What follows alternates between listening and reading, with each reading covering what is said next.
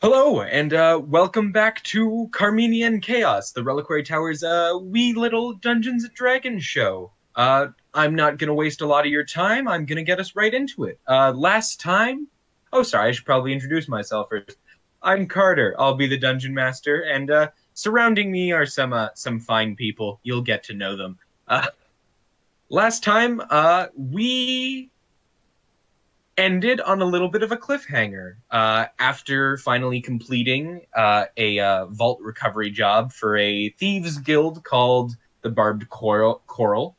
They discovered there was a not insignificant book that was stolen from one of that thieves guild's founding members' wife that was held inside their vault, which might actually contain the secrets to ending the universe. Because you just shouldn't leave stuff like that lying around. People will steal it.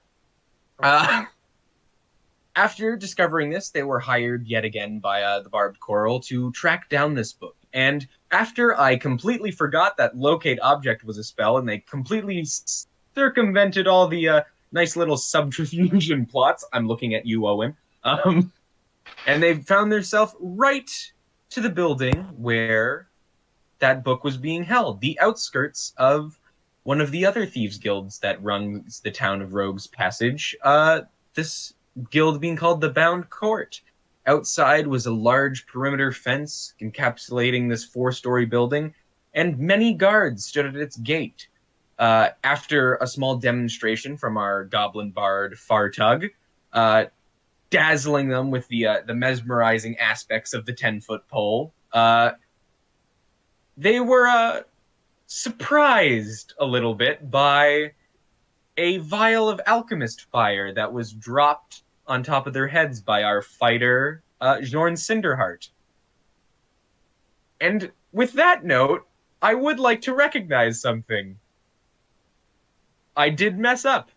That is not how alchemist fire should technically work. It should not spread in a large pattern. It is technically, by the rules, a single target item. But you know what? I said that's what it did. I said it spread in a 20-foot radius, and I'm gonna sit here in the problem I made, and that's just how it's gonna work for the rest of the campaign now. So, without ado, let's start it off. But before we get into the combat encounter on the horizons for these characters, I have someone else I'd like to introduce for the first time on the Reliquary Tower. We're joined by our friend Zaccardi, who will now be entering the campaign. So let's go back about an hour ago to the Mermaid's Call, where Felix Locus just walked in. Felix, as you walk into the Mermaid's Call, it's a building you've been many times before. Has a glass inverted fishbowl type of look where this water and plants and sea life kind of sit between. You see in the center table is the sea hag you know quite well, named Dovehian, and her husband Muck sitting at a table. And they've called you here because they need your help with something. I will never get used to this inverted whatever. All right. What seems to be the problem? Felix. I've known you for a while, yes. Yes. A little bit more than a while, let's say. Something very dear to me has been taken, and we have hired some people to come and to go and find it for me. And I'm afraid I need to ask you a little bit of a personal favor.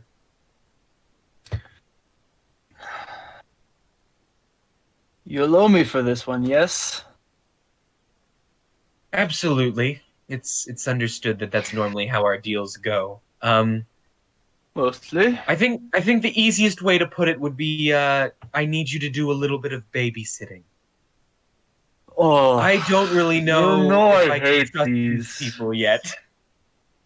You know I hate these jobs. Unfortunately, you're one of the few people in our enclosed circle of trust, which means sometimes I just need you to be a little bit of a watchdog. All right. First off, I'd like to know exactly who we are, or in this case, I am babysitting.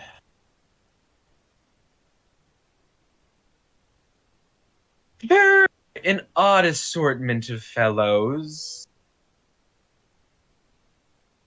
There's a core woman named Arena, a human-seeming gentleman named he just said his name was the Professor, which I'm pretty sure is a title, not a name, but that's what he calls himself.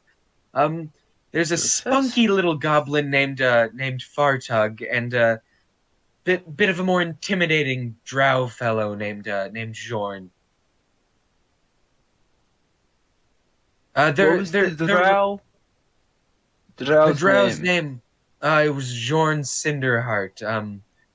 Big pensive fellow. A lot of technology from what to us was probably seem like a little bit far off, but Oh, he seemed great, to one act of like it's them. normal. So All right, be wary of John. I don't know if that's what I said, but I'm gonna He guess that that's is probably one a of from good the call. technology. He's from technology. He doesn't like magic. I'm a magic user. I need to be careful of him. So be wary of Jorn.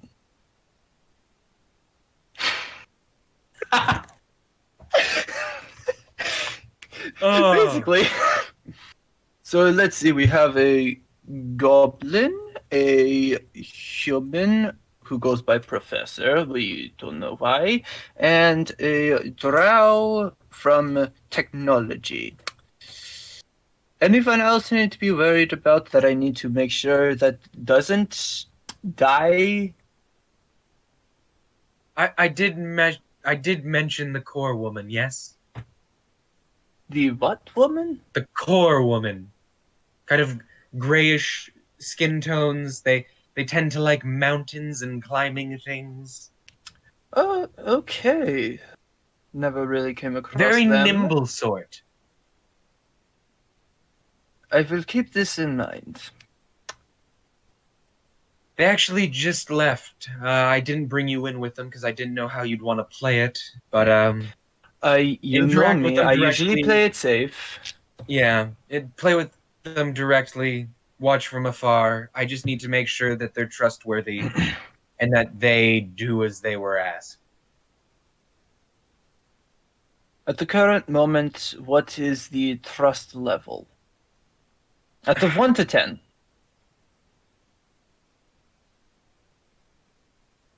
Realistically, probably around a 5. I've only worked with them once before, much as you know, as a little bit more of a tell for these things. And you see her husband,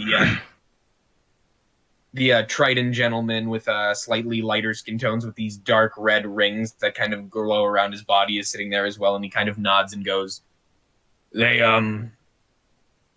they seem like a bit of a pain, but last time we hired them to do work, they did fairly well by us. They didn't seem to have any nefarious intent. So Always good to hear. they're not necessarily untrustworthy, but we just don't know if what their intentions are yet. As you know, strange things have been going on recently." Fair enough.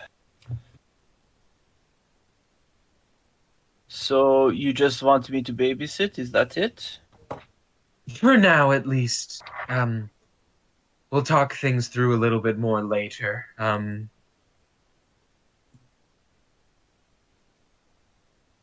They should just have left behind you. You might have actually seen them coming in. Let's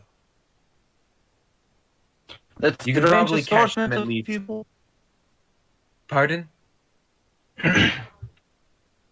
The strange assortment of people. The little creature and the other taller people, and the one had really weird things around him.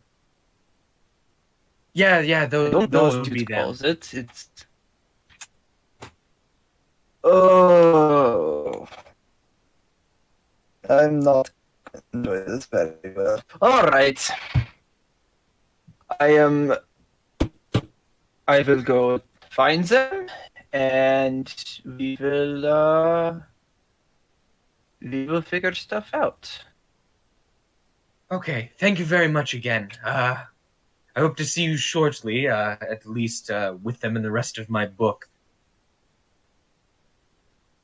And please, good luck to you. Your book. Yes, So they're it's going what they've after been asked to recover that for book? me. Yes, that book. I told you to hide it. I told you to hide it. To be fair, it was in a secret underground vault inside a lockbox that was glued to the surface with sovereign glue. I don't really know how much I could have done besides that.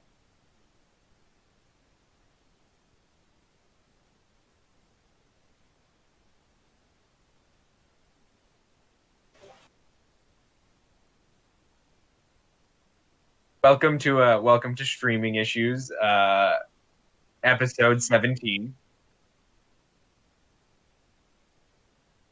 Am I back? Okay, there, he's back. Apparently. Constant professionals.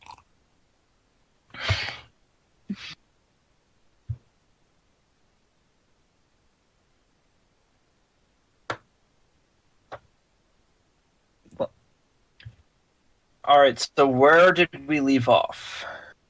Before You I asked her cut out. whether it was that book, and I was saying, and you kind of scolded her for not hiding it, and she was saying in response, it was in a secret underground vault, locked in a room filled with traps, and then it was proceeded to be glued into the wall with sovereign glue. I really don't know how better I could have hid it. Fair enough. I will go help you, help them, help you.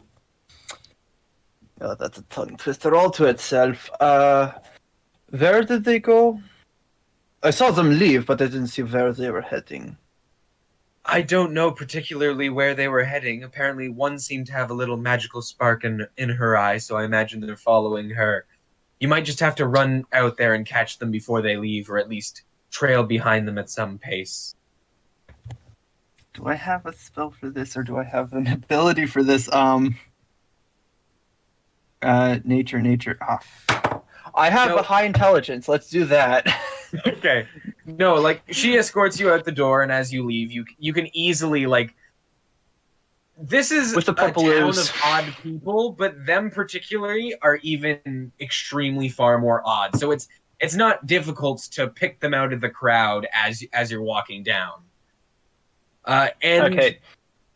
you can follow them through the streets, and as you watch them from afar, you see they eventually gather around this large, dark building with a large fence outcropping behind it.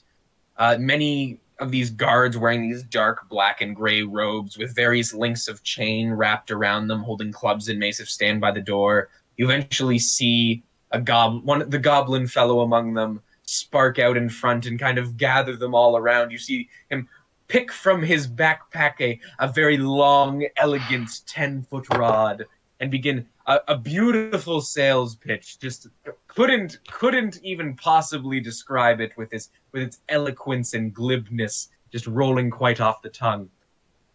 And you notice that I am going while to he is have a doing this, problem with these people. the other gentleman in their group seems to be standing perched above, and has now dropped a vial of alchemist fire that has shattered and covered all 8 guards in fire, with the goblin quickly scurrying around the building. And that is where I will pick up with the rest of you. Right now, reminder for the scene setting, there's a 2-story building made of stone that is 50 feet away from this gate. The professor, Arena, and Jorn Cinderheart are all on top of the building. Fartug, you've darted around the building in order to get away from the fire that has exploded. Now all of these 8 guards stand below you. Felix, you're probably about 30 feet down the street just watching from a distance as you see this glass vial shatter. I have already done the surprise round. I've done the damage for the guards. I'm going to have the 5 of you roll initiative right now. Me included? Everybody Okay, included. yeah. Hold up, I just want to clarify something. Okay, yes, I'm using you. That's actually not that bad. 17. 18. Felix is with a 17. Jorn is with a, what did you say, Martin?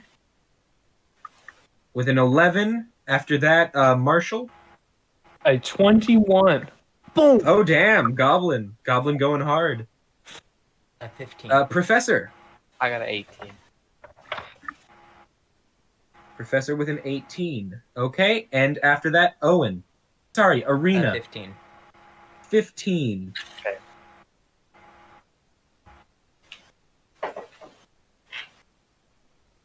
Okay. With the goal of entering this building in order to find wherever the book lies within, at the start of that, we're going to have Fartug take us off. You've just darted around this 2-story building. Fire has rained down from above and spread across all of these gentlemen standing in front of you. Yeah. Okay. So is the entrance near where all the guards are? Or Yeah, no. If you want, you could have darted towards the gate instead of around the building. But you would have had to kind of go around the guards, so you're probably about 40 feet. yeah, no, that's fine. That's 40 fine. feet away I'll from the be gate behind right now. building. I'm gonna have a look. I want to look at where the rest of the team is, where Jorn and the others are. You look up to the sky. You see Jorn perched over top of it, having just dropped the vial. I don't know what state the rest I'm very sorry. My words are getting very mumbly. I don't know what state the professor or Arena is in currently. Laughter. Pain. Professor, how did you look? You look in pain? I don't know what's coming through Martin's mic, but something is. Yeah. It's very, very high pitched. Is that your expression, Brady? My pain is. That's good. No. No. It's not there anymore. Not there anymore. It just seems like it built up after you not talking for a little bit. Mine does that stat. Anomaly. Me in the game though, I'm just on top of the building with Jorn and I believe Arena. Yeah, Okay. so they're all just kind of looking over the edge right now, just kind of taken Right. aback as Jorn didn't really warn anybody that he was about to drop fire. I'm gonna look up at Jorn. I'm gonna be like, so now what? I'm pretty sure he did warn us because I remember speaking telepathically to Marshal and telling him. Yeah. Oh yes, no, sorry, he did warn you, so you could tip off Fartug that he should get away if he didn't want to get burned alive. Yeah. Yeah, no. Yes. This was explained here. Right, the plan. My character has forgotten the plan. So now what? You burn.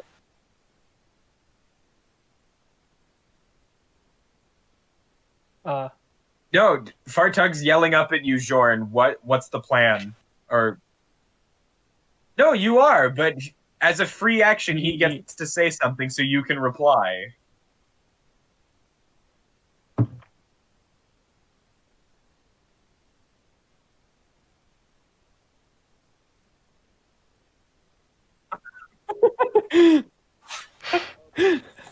yeah. Get on your pole and stay there. Yes, if we can get 10 polls.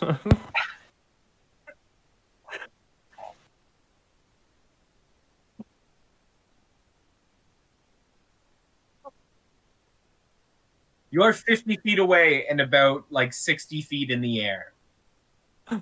He's a very loud So- man. You want me up there? Go ahead. Well, you gotta do what you gotta do. I start scaling the wall up to this With your building. movement, you should be able to get to the wall, and then make an athletics or acrobatics check to begin to see like how well you're able to scale the side of this building. Oh, okay. Acrobatics. Or athletics, whichever one you choose. I choose acrobatics. 15. 15, yeah. You're able to take it at like half your movement speed. Your movement speed is base 30, right? Yes. So you're able to get like 50. I'm sorry, not 50. You're able to get like 5 feet up the side of this building. Like, Okay. you're kind of just free climbing like a brick wall. There's like occasionally a purchase where you're able to find a finger or a foothold where you just kind of start pulling yourself up. But like, it would be a slow process for pretty much Right. anybody but Arena. Okay. Well, I'm getting there. After that, it is the professor. Yeah. Okay. Well, I'm sort of on top of a building, so there's not much I can do. I can move Marshal 10 feet if he wants to get hit by an Eldritch Blast. Yeah, that sounds great. Let me check my HP. No. I can make it non-lethal. Oh, great. Now I'm only at 1 HP. Okay. Not non-lethal will still put him to 0 and knock him out. It just means he won't be dead. He's 10 feet higher in the air. He won't go into Yeah. a dying state. Yeah. See? Plan. He will still be incapacitated as defined by the condition. Can I lift him up with my mage hand? Oh my gosh, my camera is horrible. Yeah. Yeah. I just want to know, how much did Marshall weigh? 38 pounds. How much can Mage Hand lift? 10 pounds, I believe. Five. Use 4 mage hands. Five. It's Oh, five. sorry, it's 5 pounds. The Cardi is right. Use 8 mage hands. Yeah. I cast Mage Hand You 8 can only times. conjure one. All the hand. Alright, yeah, I'm gonna do something to the guard. Are they really a problem though? They're on Come fire. on, fit. There we go. Like, Yeah, they're What do we- screaming. They're alerting everyone else. right, okay. I don't know. I don't know. Yeah, I don't. Throw a rope down. Yeah, maybe I do. Yeah, I don't know if I have one, but Scholar's Pack. No, Scholar's Pack does not come with rope. Make Alright. rope. Uh, I cut off and braid my hair into a rope. yeah, I don't know if I can actually do anything useful. So, just because I'm nice, where's the nearest guard? They're all kind of clustered together. The closest one is probably about 10 feet out from the tower, and then you're about 60 feet in the air, so it'd be 60 feet down, and then 10 Any feet over. Aren't on fire. Pardon? Is there any that aren't on fire? Nope, they're all on fire for the time being.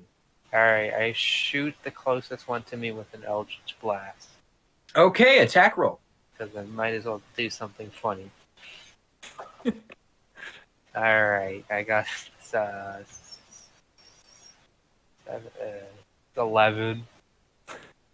11? That just misses. You see they're all kind of flailing around on the ground, screaming as like the fire kind of chars away at them. Okay, And funny as you enough. fire the Eldritch Blast at the one of them, he kind of flops to the side in pain and just kind of pings off the stone floor and then flies off and disappears and hitting the gate. Alright, well, I guess that's what I've done. Good job, me. I'm done. After that, the guard you just tried to hit is up, so looking kind of mortified as he kind of flinches around in pain. He's going to start by taking D4 damage from the Alchemist Fire. Okay. And he's now going to roll around on the ground trying to put himself out. Which he does. So you see the guard you just tried to hit with the Eldritch Blast, he just goes... and then starts rolling around on the ground, and you see the fire slowly kind of dissipate off of his clothes and body. He kind of rips off and tries to rip off some of the parts of his robes that are kind of have a little bit more of an intense blaze on them, and now extremely tattered and disheveled. He kind of haggers himself back up, and now the only one not on fire looks back up towards you and just goes, "I'm gonna get you for that one." This guy's super lucky. What the hell? After that, we have a problem because it's Felix's turn. And he just... And Zaccardi seems to have left us while experiencing temporal issues. So after that, because of that, I'm just going to go to the next person in the initiative order, which would be 4 of the guards. Great, thanks. Surprise! Leaving the session, having to butt out from the session momentarily means that all the enemies get to go first.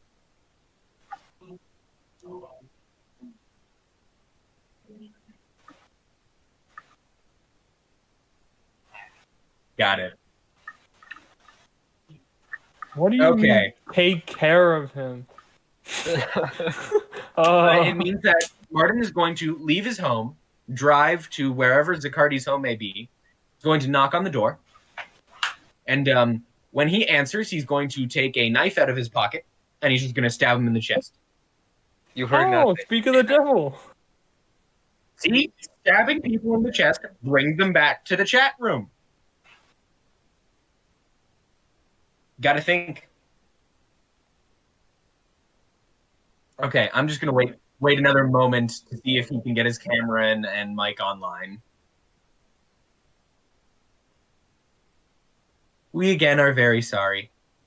We know this is not what you want to see. You don't want to see a bunch of morons flailing around uncontrollably because they can't function properly in streaming software. Yeah, Owen. But then again, judging from how popular our stream VODs are, and since that's what happens most of the time, maybe that's what you do enjoy.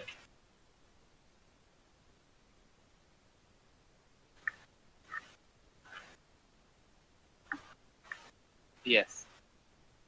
Oh. Oh, that would be good to know. Yeah, it would be good to know if Martin couldn't speak. That would probably all be good information. I believe that's what Marshal is doing right now.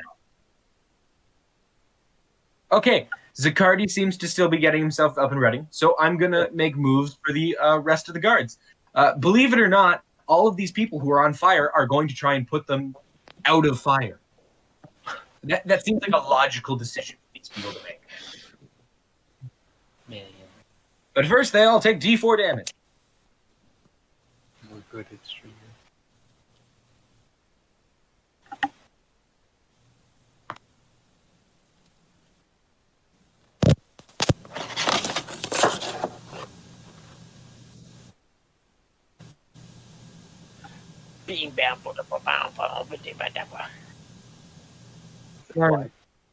Martin, I don't think I can hear you in the stream.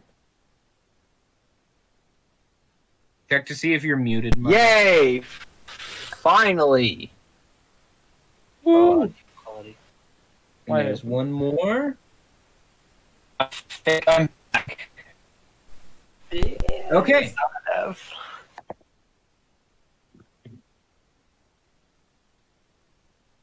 What thing? I can't tell if you're Uh-oh. frozen, just doing like No. the hands of fate. Yeah, we're pretty sure Okay, Zaccardi's How's frozen again. that? Okay, I think that's working now because computer can't decide what audio source to use. I can be heard now. Definitely, I can tell now because it's actually picking up my mic audio.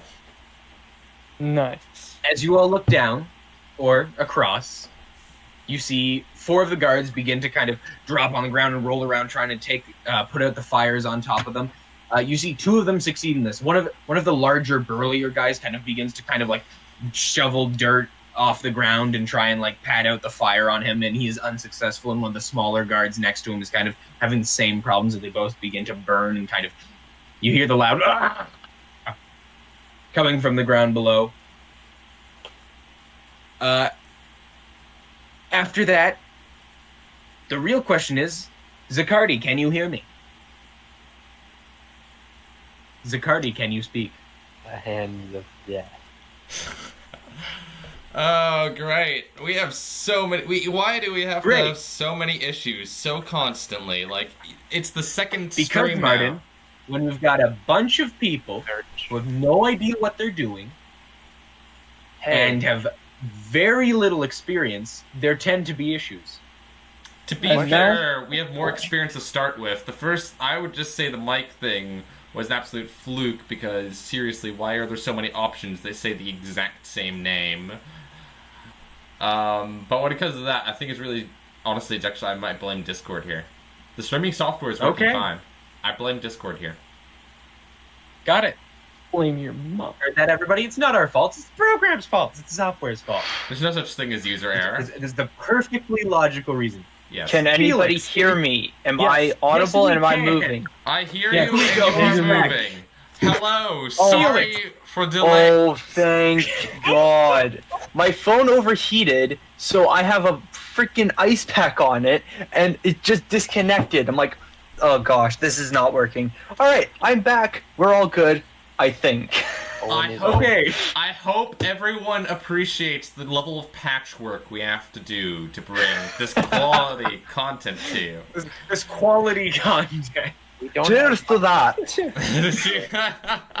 Okay.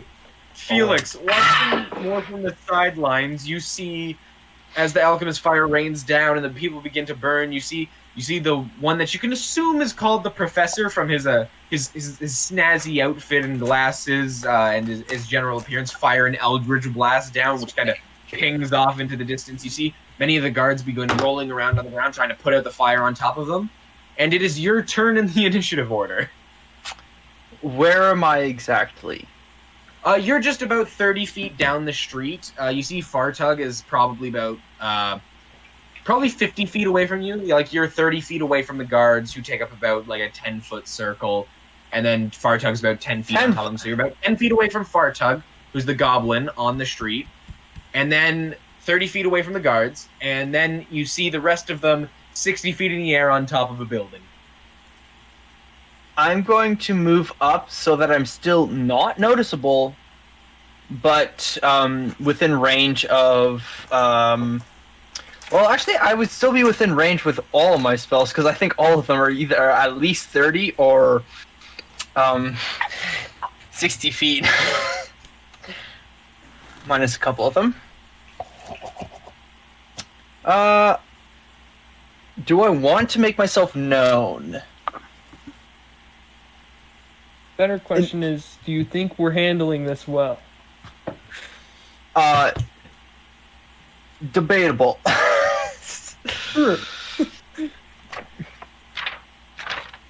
Where is that spell? No. Past. Where are you? Here you are. And I'm are a so 60 feet. sorry. No. So I can do a spell. Hellish Rebuke. It is a class spell. Pointing my I'm finger. pretty sure you do creature- that as a reaction to getting hit, don't you? No, that is a reaction. Shoot. I should write that down. Nope. Can't do that one. I guess the high-octane Dungeons and Dragons everybody's come to see. A lot of But I can't do semantics that are one. doing. I can do that one, and I will be doing that one. It's called Guiding Bolt. Oh god, of course, we're gonna go with Like the a OP spell. cleric spell. Isn't it? I thought it was a paladin spell. I got it from a paladin spell. It's both. It's the Okay, fair general holy attack spell. Carter, be happy it's not inflicted. That is true. Martin, say something. 19 Alright. 19. That'll definitely for hit the any of closest them. guard. Closest guard. Closest guard. Okay. Roll damage. I need 1, 2, 3, and 4 d6. Bold. And this is all radiant damage. Let's see, that's 10. That is 15. Do I add anything to it? I get an advantage on my next attack roll with Anyone's next. against that creature. Anybody who makes the next attack. Anybody, roll against that is creature it? gets the advantage. It's just the first Next attack attack is made roll against that target before the end of my next turn has advantage. Okay. Yeah. So I deal 15 radiant damage to the closest guard to me. Okay. You see, the closest guard to you is a little bit more of a beefier one, and as you kind of take that magic and spool it through your hands, then fire it out towards him, you see this large arc of kind of goldenish, silvery light kind of pass through and slam into the still burning figure. And he kind of, already on fire, like, kind of just goes, you, like, the level of screaming cannot really get worse. So almost out of surprise, it kind of dips and then goes back up slightly higher pitched, like a little bit of a pitch change there. The rest of you, out of nowhere, it may seem, you see this slightly fiery, goldeny silver light fly down the street and slam into one of the guards. And as you see down, the source of it seems to be this slightly taller, you assume, gentleman with dark clothes. You can give a physical description. Yeah, 7'1". Oh, get beat out, Bradey! Oh, destroyed! Haha, Professor's no longer the tallest. I am the tallest. One figure. This tall 7'1" figure with dark robes and has a bird beak like plague's mask affixed to his face as he stands there with a cane, now just hand outstretched, golden light firing from him. You do see, though, however, Felix, several of the guards, even though they are still stumbling around, the few that have put the fire out on top of them kind of begin to look towards you, kind of just in a quick, sharp shock of surprise. After that, we've already had those guards processed, which means we've moved on to... It'll be Arena next. Now let's see if our second person with technical issues can take their turn. Yeah. Can I restart my computer after this because my web camera just shut off and won't turn on? Okay, So professionals have standards. The professional standards. I'm kind of glad, at least with the mic muting thing, no one hearing, I did not say a lot at the beginning of the stream. So don't worry, everyone. You didn't really miss anything. That's my phone. I'm going to use that for now. Hush, Bradey. I'm going to change stuff after anyway. It's more. I need to restart. Hey, you're back. I'm going to disappear. Technical Yeah, issues, the live stream. Marshal, Live stream edition. Marshal, do you want to say something funny to fill in the time? I'm pretty sure Owen's good to go right now, at least to continue on his phone. Okay, then you are After gold. my turn. You just stole Marshal a funny moment. Ladies and gentlemen, we have found the fun. Are you wearing that platinum ring you got? Yeah, you. Yeah, because, sorry. As a part of the last episode, Dovehian kind of also bequeathed to several of the party members a couple of objects and items as parting favors to kind of assist them since this mission was so important to us, and some of them were a pair of platinum rings. I am not wearing my platinum ring, but it's in my pouch of gold. For spell components, that is. That's useless to me then. Yes, I have for to do spell that. I components. have to check my spell list. Hoping I wouldn't have to do that because that's on my phone. What spell is it again? I was gonna cast Boring Bomb, but he's not wearing it, so I can't cast it on him. Got it. Whoa, what were you gonna cast on me? She was going to protect you. Yeah. It's called Don't Worry About It. These aren't the droids you're looking for. I will cast Bless on everyone but Sicardi and myself. Okay, so Professor, Fartug, and Jorn, you now add D4 to saving throws and attack rolls, I believe. Ah. I will now move like maybe 10 feet back away from the edge and end my turn. Okay, yeah, so you just move a little bit further back, so it's a little difficult for some of the guards to see you. After that, it is... I'll be back. Pardon? What? I'll be back. Okay, got it. That's what After that, it is Jorn. Oh my god. Okay. You're sideways, Zicardi, by the way. He's also frozen. Wow. Way to hit my turn and technical issues start hitting the frame. Oh, Let's just proceed. Martin, you don't need them right now. You can just keep going if you want. My turn involves them. Well, not Zicardi, but I bring everyone on the ceiling together. All right, I may have misjudged the distance we have to jump, by a small margin. New plan. I have a hunch with a bunch of burning, screaming guards, a bunch of more guards are gonna come out.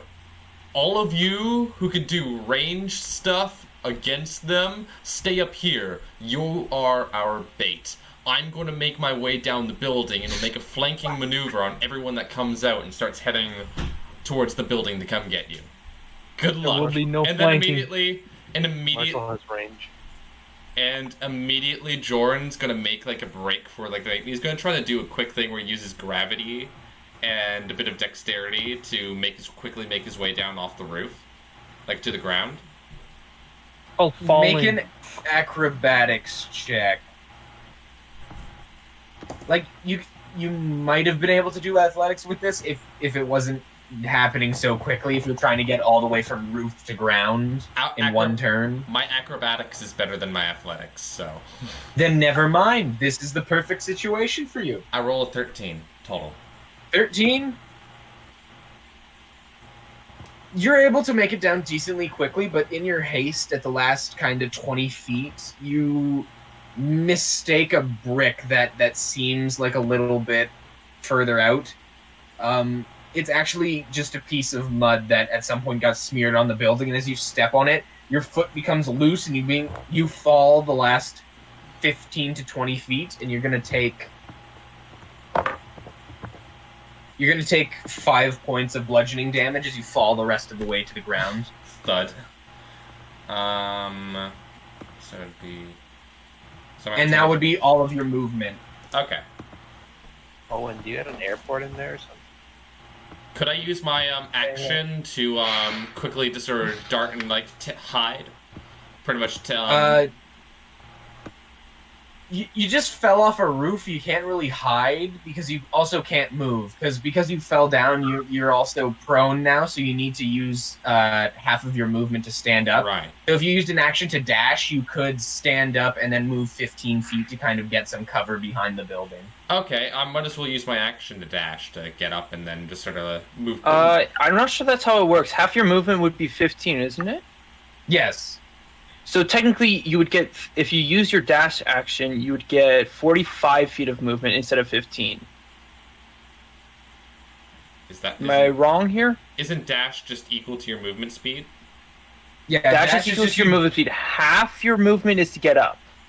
Yeah, Yes. so Martin, you have 30 feet of movement? Yeah. Okay, yeah, so you'd use the dash action to use 15 feet of movement to stand up, and then you'd be able to move another 15 feet. Because half movement to stand up, then... Yeah. Why would I have 45 feet of movement? Dash is an extra 30 feet of movement, or double, or what your movement speed is. If your half your movement is to get up, why would you need a dash action to move another 15 feet? I used my movement to get off the building. He used the full movement to get down from the roof. I missed that part. I missed that part. After using his full movement. Okay. Sorry about that. I missed that part. That's okay, on me. that makes sense. I might have explained that. Okay, so you're able to stand up and then quickly move a little bit further back from the huddle of burning men. After Jorn, it is the last of the guards, who, in their own right, are going to try and put out the fire on them. I don't want them to. Okay. The last smaller of the guards, you see, kind of rolls around a bit and is able to damp out the fire as his action. Then he's able to get up off the ground as his movement. And he kind of looks around and he just goes... He kind of grabs the shoulder of another one of the guards. You see him kind of whisper over to him, and then you see he kind of nods at him, and they nod at each other. And those ones are no longer on fire, which means you are on fire. I know what they were talking about. Fire. They were saying, You are on like, fire. I'm still going to buy that pole. I was like, yeah, of course. Oh yes, of course. Why would any of this discourage them from buying a 10-foot pole? A 10-foot pole is a once-in-a-lifetime purchase that you should just be able to make at any time, despite like third-degree burns or not. You're buying that 10-foot pole. That was coincidence. After that, it goes back to the top of the round with Fartug, who's now about 25 feet away from you. Jorn has fallen to the ground and then is now resting a little bit further away. Well, remember I dashed and now I'm like hiding? Well, you're not particularly hiding because you can't take the hide action, but you just kind of ducked around the building. Yeah. But because Fartug's a little bit further out than the Horde, he can still have line of sight on you. Right. Like if we think of it as like a triangle, like this, with the Horde, with the group of people being here, you being here, and then Fartug being here. If the building's like here, then the Horde, not the Horde, sorry, the group can't see you, but Fartug can. Okay, I see what you mean, yeah. Right. So Yeah. I'm already begun climbing this, and now Jorn has jumped off. Yeah. You were on the building trying to climb it, and Jorn has now jumped down next to you and moved further away. Did I hear his plan from down here? Like He would have had to shout it very loudly. I'm going to say no, you probably did not. So I'm gonna just like pause my climbing and like, Jorn, is this a part of the plan? Jordan's gonna kind of like lean over, like where he's sort of like, this is just climb the building and make as much of a scene as possible when you reach the top. It's about 60 feet. You're not gonna reach the top this turn. I can continue making havoc up top. I'm up top. I just want to say, this is not one of those good plans. I continue climbing. Okay, give me another acrobatics check just to see how much space you're able to clear. Okay, 19. 19, yeah. Normally you'd be moving about half movement. This time you're a little bit more limber up now. After you saw Jorn kind of completely face plant, you got a little bit of a self-confidence boost, seeing somebody that big kind of take us flat and somebody being your size still being okay. So, you're able to keep climbing. You clear about, 20, 25 feet of climbing up the tower. So you're about halfway. Is there anything else you want to do before your turn ends? I don't think there's anything I can't... Oh, I guess I can give Bardic Inspiration? Or am I too far away? Oh, great. I have to... You're only about... How far is the range for Bardic Inspiration? Good question. I believe it's about... That is a good question. If it's 60 feet, you can give it to Jorn, but otherwise you are probably out of luck. I think it's 1,200 feet or something. Oh yes, clearly, 1,200 feet. You could probably reach Sure it is. me on the tower. Bardic Inspiration. You could probably reach 60 feet on the tower. 60 feet? Okay. You could probably give it to the professor or Jorn then if you want. I'll give it to Jorn. He needs it. So what are you giving me? What do you do Bardic? to give him Bardic Inspiration while you're hanging there from the tower? Sing my lullaby. If I survive, you will be known as a legend. Ah! No. So Jorn, you hear this cry call out to you from the tower, and you feel slightly inspired to maybe do a little bit better in the future. Yeah, I think it's just 1d6 right now. Yeah, so you can choose to add a d6 to a non-damage roll for, I believe, 10 minutes. You get the choice to use one. Okay. Yes. So one of these Okay. Okay, Yeah. let me erase After this, after that, it is up to the professor. Alright. So I was tasked with doing a little bit of wave clear from up above. So actually, what is the range on spell? What is the range on Grasps of Hadar. I think that's I can look that up for you. Arms of Hadar, not grasps. I think it's his first The level. range on Arms of Hadar. Oh, it's stealth. It's on myself. I always forget. Don't worry about it. Yeah, Alright. so you cast it on yourself, and then you can use the attacks within a 10-foot radius of you. Not much use. Alright, I'm gonna So you're pretty out of range for that right now. yeah, I'm just gonna Eldritch Blast people. Is Firing off another Eldritch Blast. Is it at the same guy? yeah, because he kind of hates me, so I'll try and get him out. Okay, roll to Stop. attack then. Yay, nice. And I believe you get a D4 from Bless to add to the roll. Whoa, whoa, whoa, whoa. 6. It's already a 16, so Okay, yeah, so you hit. You're good. You see that that chunkier guard you fired at earlier that's pretty close to the base of the tower. You kind of just take the Eldritch Blast and you just kind of go, yeah, and throw it down. Roll for damage. yeah. 1d10. I don't have these dice on me.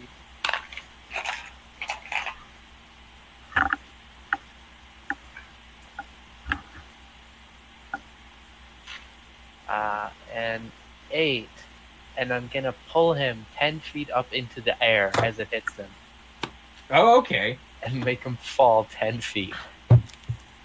Fun. Okay.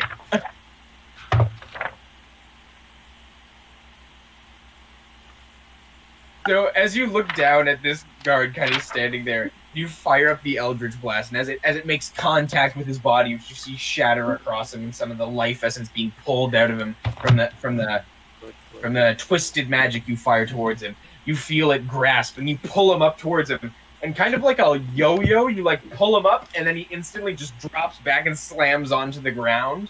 I'm gonna see if he lands prone. Oh yeah, he's able to land on his feet, but his legs do not look like they fared well from the additive impact.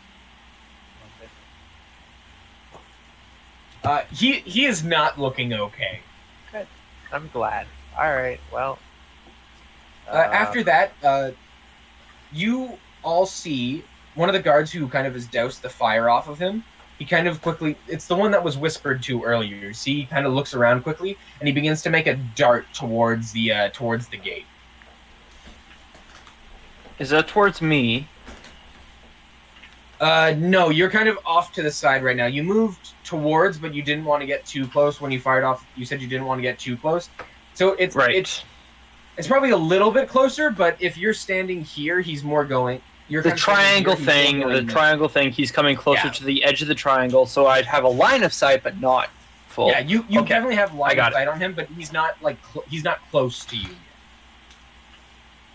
Okay, I guess I'm done. Can I see Marshall climbing the tower? Like, how close is he?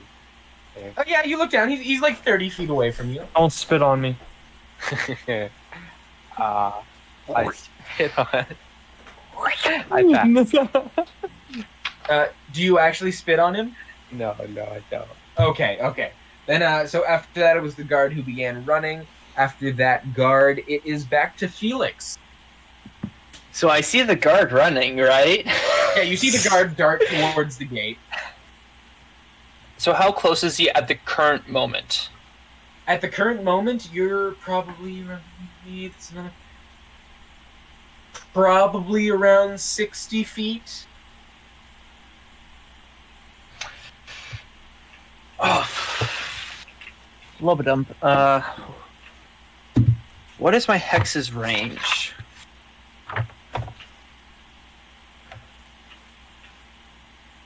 Hex's range is, I think, 60 feet, but I could be wrong. Hex has a range of 90 feet. Great. So, unfortunately, little guard that's running away is getting a hex. You place curse on the creature that you can see with him until it spawns. You deal an extra D6 necrotic damage to the target whenever you hit it with an attack. So choose one ability when you cast the spell. The target has disadvantage on ability checks. Okay. What ability are you choosing? Persuasion. Oh no, sorry. It's ability score, not a proficiency. So it'd be strength, So, charisma. dexterity. Okay, charisma. No, Got actually, it. you know what? Dexterity. I'm gonna go with dexterity, actually. Okay, so he now has disadvantage on dexterity checks. That might play in a lot if he lives to next round. And the best part is, if he hits 0 HP, I can transfer that hex to another person. Oh yeah, absolutely. After Felix, it is one of the guards who is still. That's a on bonus fire. action. That's a bonus action. Oh, it's a bonus action. I'm very sorry. I keep. So I get This is to a do an very attack good spell. Which, guess what? Guess what, Carter? What are you doing now? Eldritch Blast. God. Okay. What a great party. That's Roll fine. 2 attacks. I would like to flavor it as a golden light instead of a green light as it usually Oh is yeah, traditioned. absolutely. Absolutely. Perfect. And that is a 15 plus 5. That's an unnatural 20. What? See, he has this very important piece of. He has a very important magical item, Zakardi. It's called plot armor, so it's gonna miss. No, that absolutely hit. That absolutely hit. So that's 1d10 plus a d6 of necrotic. Plus For your a total attack of- modifier, right? No. Oh, no, Wait, sorry, it's only that that's unless you get one of the. That's unless I That's get an an indication. I keep on Yes. forgetting that that's not base Eldritch Blast. Yeah, nope. Better. Don't have any invocations yet. Right. So that's a total of 7, 4 necrotic, 3 force. Zakardi, he's dead. Yeah, force. They have like 11 hit points. He's been burned to death for 2 rounds. He's dead. So you fire off this golden light at this guard who is trying to now flee the battlefield. As he gets his hands on the gate, he kind of looks a little like relieved that there's some semblance of safety. And then all of a And sudden, I'm just there. the Eldritch Blast just slams. Like first he's hexed, and you see this dark mark kind of appear through the veins on his neck growing, kind of begin to glow a little bit. That almost like with a heat. And then all of a sudden, the Eldritch Blast slams right through him, and his arms are just left on the gate. No torso, just the arms, and the rest of the body just crumbles to the ground. So now I'm going to move close to where he was. You're- Across the 30 feet, gate. You're able to make it like about halfway, which means you're probably about 15 feet away from the group of guards now. All right, and I'm going to, now that he's dead, I'm going to transfer my hex to one of the other guards. I don't care who, closest guard, let's say. Okay, closest to the left side, we're now diagonally. Okay, which means Hex is probably now on this. I don't have a map to go off of, so I can't point, so I'm just going to say I know, closest guard to the left. none of us do. I'm just trying to keep track in my brain where everything is. I have a little. Fair enough, tiny I'm doing the little same thing. diagram on this page. So one of the guards who goes next will actually have the Hexblades cursed on him. These 4 guards. It's not a all move Hexblade. kind of- Not It's just a Hexblade hex. cursed, I'm sorry. Just It's hex. just a hex. Just a hex. Just hex. All the terms. hex. There's like 40,000 different spells and abilities in this game. All Forgive in me here? for mixing some of them up. That's why I'm correcting you and making sure you know your terminology. Yes, okay. After that, so these guards will now take their moment. One of them is still on fire.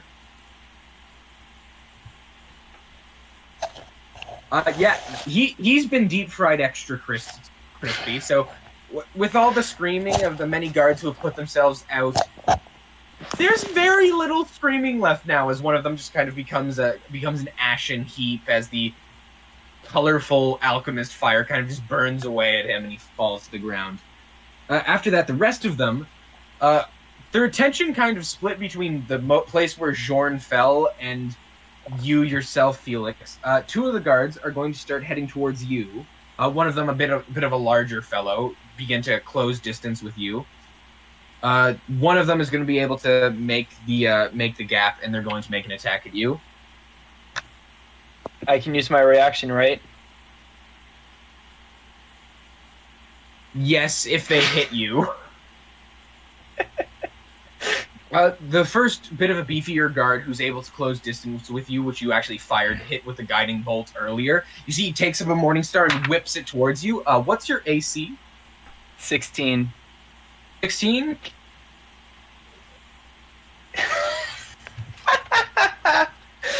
As he whips the Morning Star across your face, you're going to take 6 points of piercing damage. Ow. 6? Oh, that hurt. Yes.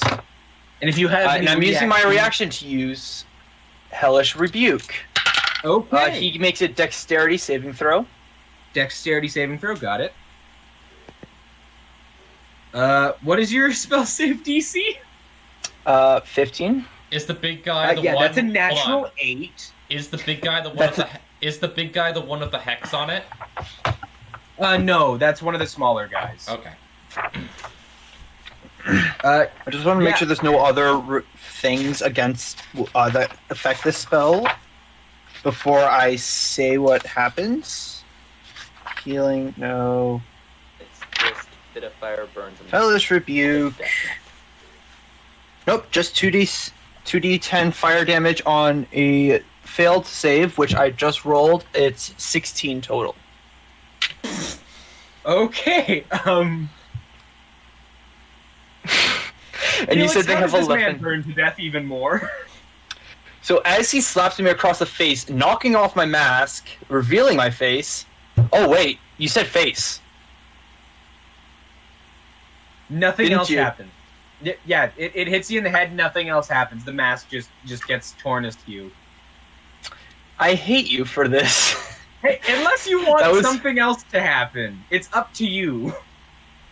Hey, you're the DM. What's going on here? So, as he knocks my face mask off, a hellfire circle forms around the base of him, as it engulfs him in a tower of flame, and all that's left is ash.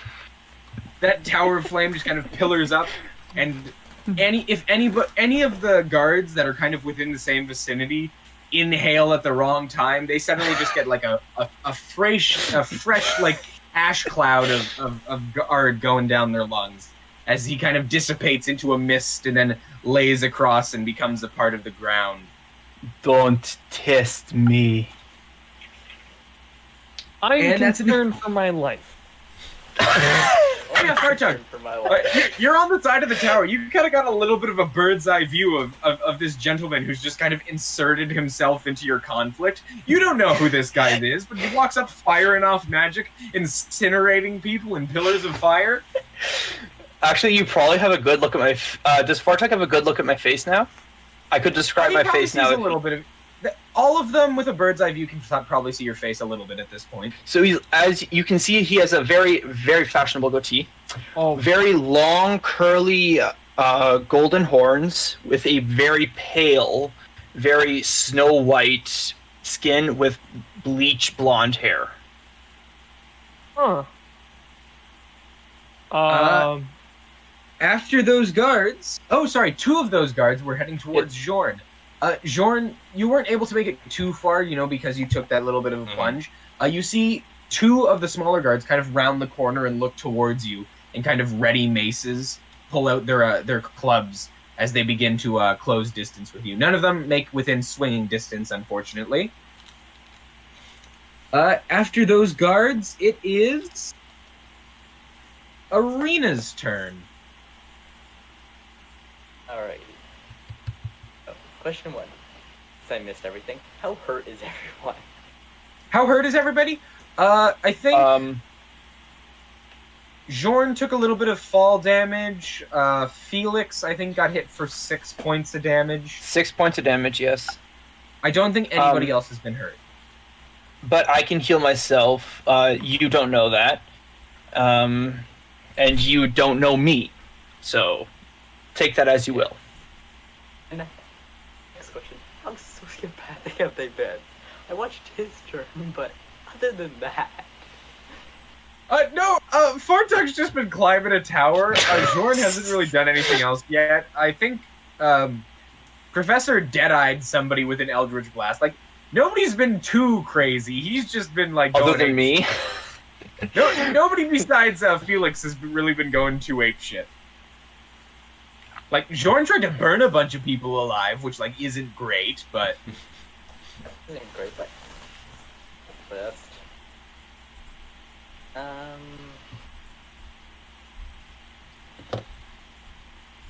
How do you feel, Owen? How does your character feel about all this? Not very happy about this.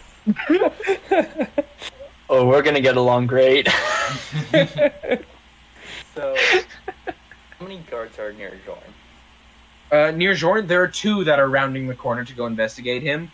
After that, there are 3 more guards still inside the original clump. One of them is still on fire. Oh, sorry, 2 of them are still on fire. Let's see. I'm gonna cast command, I think. Okay, on which one? Let me find the range first. If it's I 30 feet, think it might be the 30 answer is feet, so you might be a little far. So the range is 60 feet. Oh, it is 60 feet? Might be Okay. far. Which guard do you want to target? Cardi. Command is Blade. Me. Yeah, you. Oh, no. Oh. Zacardi would be a little far away from you right now. I'm not even close. You are 60 feet up in the air? You're 60 feet in the air, and then he's like 50 feet away from you, so you're probably dealing with like a hypotenuse of 120, Do the math. A maybe. squared Too plus lazy B to- squared. like around 90 feet. So like you could come down you have a climb speed of 30 feet, right? 40 feet. 40 feet? Oh yeah, no. You could come down the tower and then probably be on parallel to cast it if you wanted to, but you wouldn't be able to get back up. Can you help me up first? Can you like climb down, pick me up, and bring me up? Thanks. I would like to, but no. Sure you will. So yeah, I will climb down and I will cast command on him. The command will be flee. Okay. What saving throw is it for Zacardi? I believe it's wisdom. Pass. The command is wisdom. And what is your spell save DC? Not high. I'll tell you that. Because I just rolled a 16 plus 3. That will pass. Very Okay. easily. So as you see the one slightly short but thinner woman kind of swing her body down the tower, and you see she's very adept at climbing. You kind of see her look towards you, and then you feel a sensation rush through your body where for a moment your brain flickers to fleeing away from her gaze, but your faculties kind of come together in order to push that thought out of your mind and reject it from your thought. Just to clarify, is there another guard around me? Yes, there's one more who moved closer towards you. Alright, so I'm going to make a note in my book about this in a sec. Once I'm free from guards. I'm pretty Got sure you know what is going to happen, but yeah. I know my life. Yep, got it. Short, but I'm fine with that. Can I move? Is there a space where I could try and block anyone from trying to follow Fartug? Fartug, you moved almost all of your movement to get to the ground. If you wanted to, like, Okay. never mind. No, you're going down, so you could probably intermittently throw in some gaps. So you might have maybe 10 feet of movement. You couldn't really close the gap between Fartug, but Fartug's like 30 feet climbed up the tower. So most of these people you've seen melee weapons from, so you think he's probably pretty safe where he is. Okay, in that case, I'll just have my turn. Okay. After Are you hearing a fan? No, not really. Just my computer fan. Okay, after Arena, it is Jorn. Jorn, you have 2 of the guards kind of flanked towards you.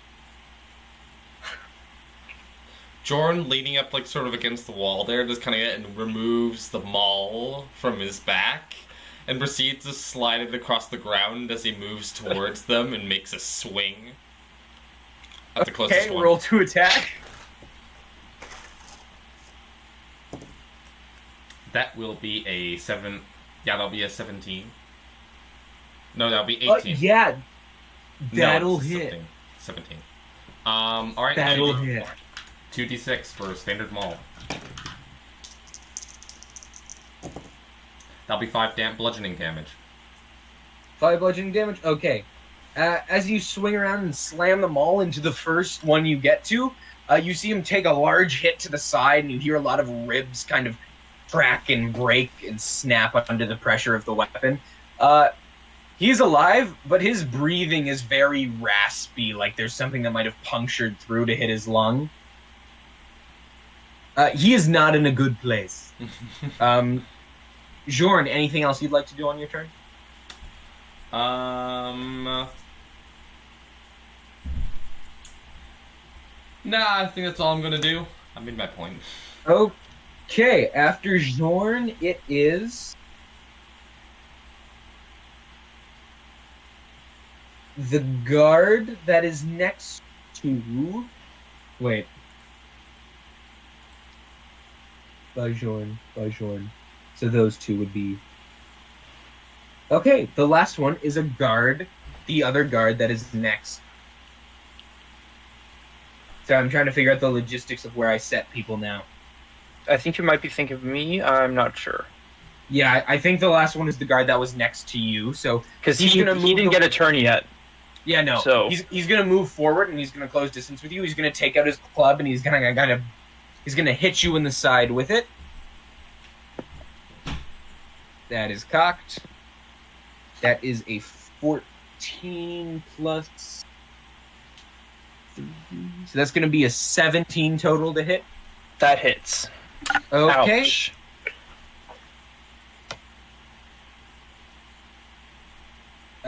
Yeah, you're gonna take 6 more bludgeoning damage.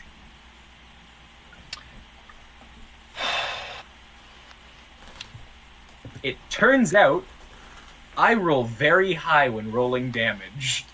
Apparently.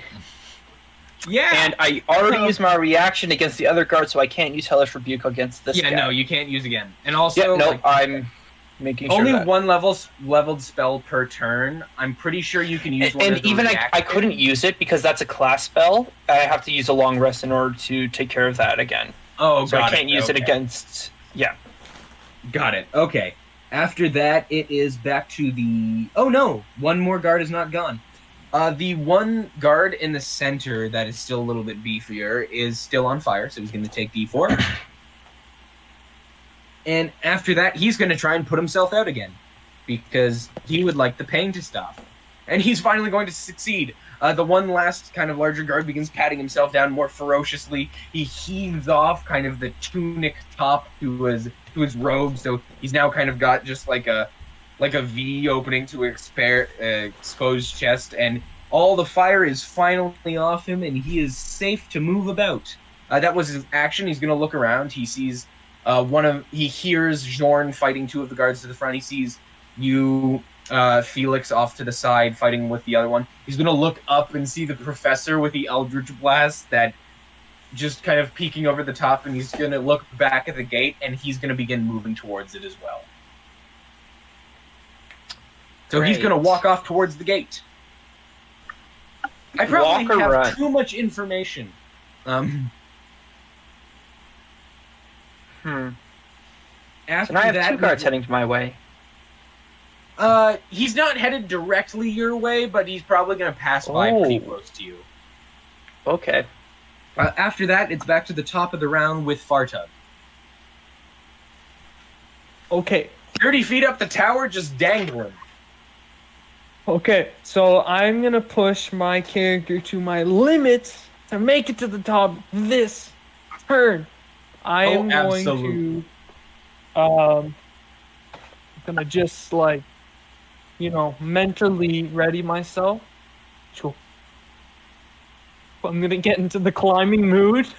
Okay, So, let's gonna see take- that acrobatics check. I'm gonna take inspiration from Arena, because I can see her just going like down in one. Oh yeah, you turn. can see her just doing like full gymnastics, like she's round-offing, like she's doing like cartwheels down the side to get to the ground. Like she is Yeah, like- very good at climbing.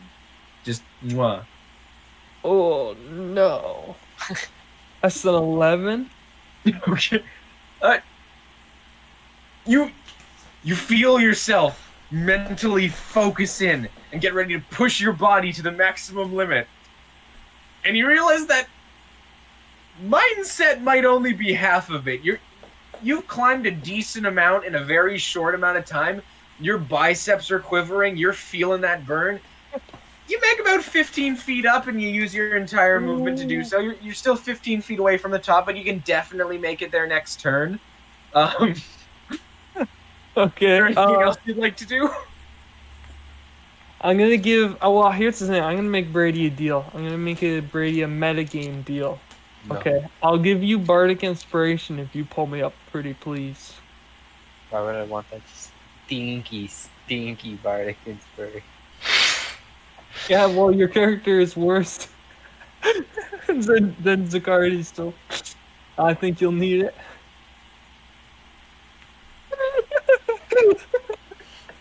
it. Nice. You little. Rage quit mode. Who doesn't love a good rage? I can't believe that you actually. You know what? No. No? You can Okay. climb. You can climb. Okay. I'll give it to who wants it.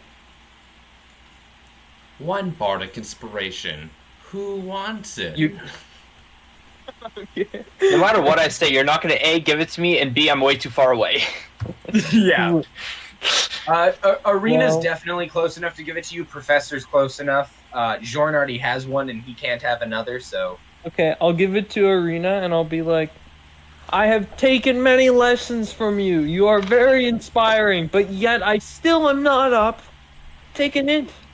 There's your inspiration. take inspiration in these words of self-doubt and deprecation. Okay, That's my turn. after Fartug, we go back down to the professor. Alright, first of all, I'm just gonna look down at Marshal, or Mr. No. Fartug, and say, I despise you. And then I'm gonna do my turn. So, damn, I'm still in shock that frickin' this man comes in here with a necromancer, or warlock that's insane. Better version of mine. So I'm only one level warlock, just so you know. Oh, 3-level paladin, 1-level warlock. Yeah, well. I can't wait to show off my character's abilities when I actually choose to use them. To be fair, I haven't even used my primary weapon yet. What's the range on this? 120 feet. He's gonna Eldritch Blast Zakardi out of jealousy. Is there a crowd of enemies anywhere? There are two standing next to each other by Jorn. There's one next to Felix. There is the one larger guard who is now at the gate. And there is one more still kind of waiting in the center.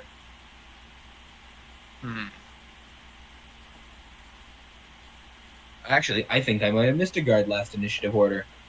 Yes, I did. Okay.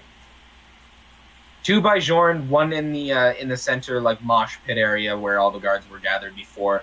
One Okay. beefier guy by the gate, and one by Felix. So is there a group of like two or more that are near each other? Yeah, the one's by Jorn. Okay, I'm gonna cast Crown of Madness on one of them. It's Okay. 120 feet. I should be able to reach one of them. Oh yeah, you can absolutely reach one of them. Is it a charisma saving throw? I think so. It's a Wisdom saving throw. Wisdom saving throw? Okay. Modifier's the same. That's a natural 9. So that's how I compensate. I roll high on damage, but I roll crap on saving throws for Yeah, no. All right, Good compensation. Madness. Yeah, you get. Would you like to flavor how this crown of madness appears on him? It's imagine like a dunce cap,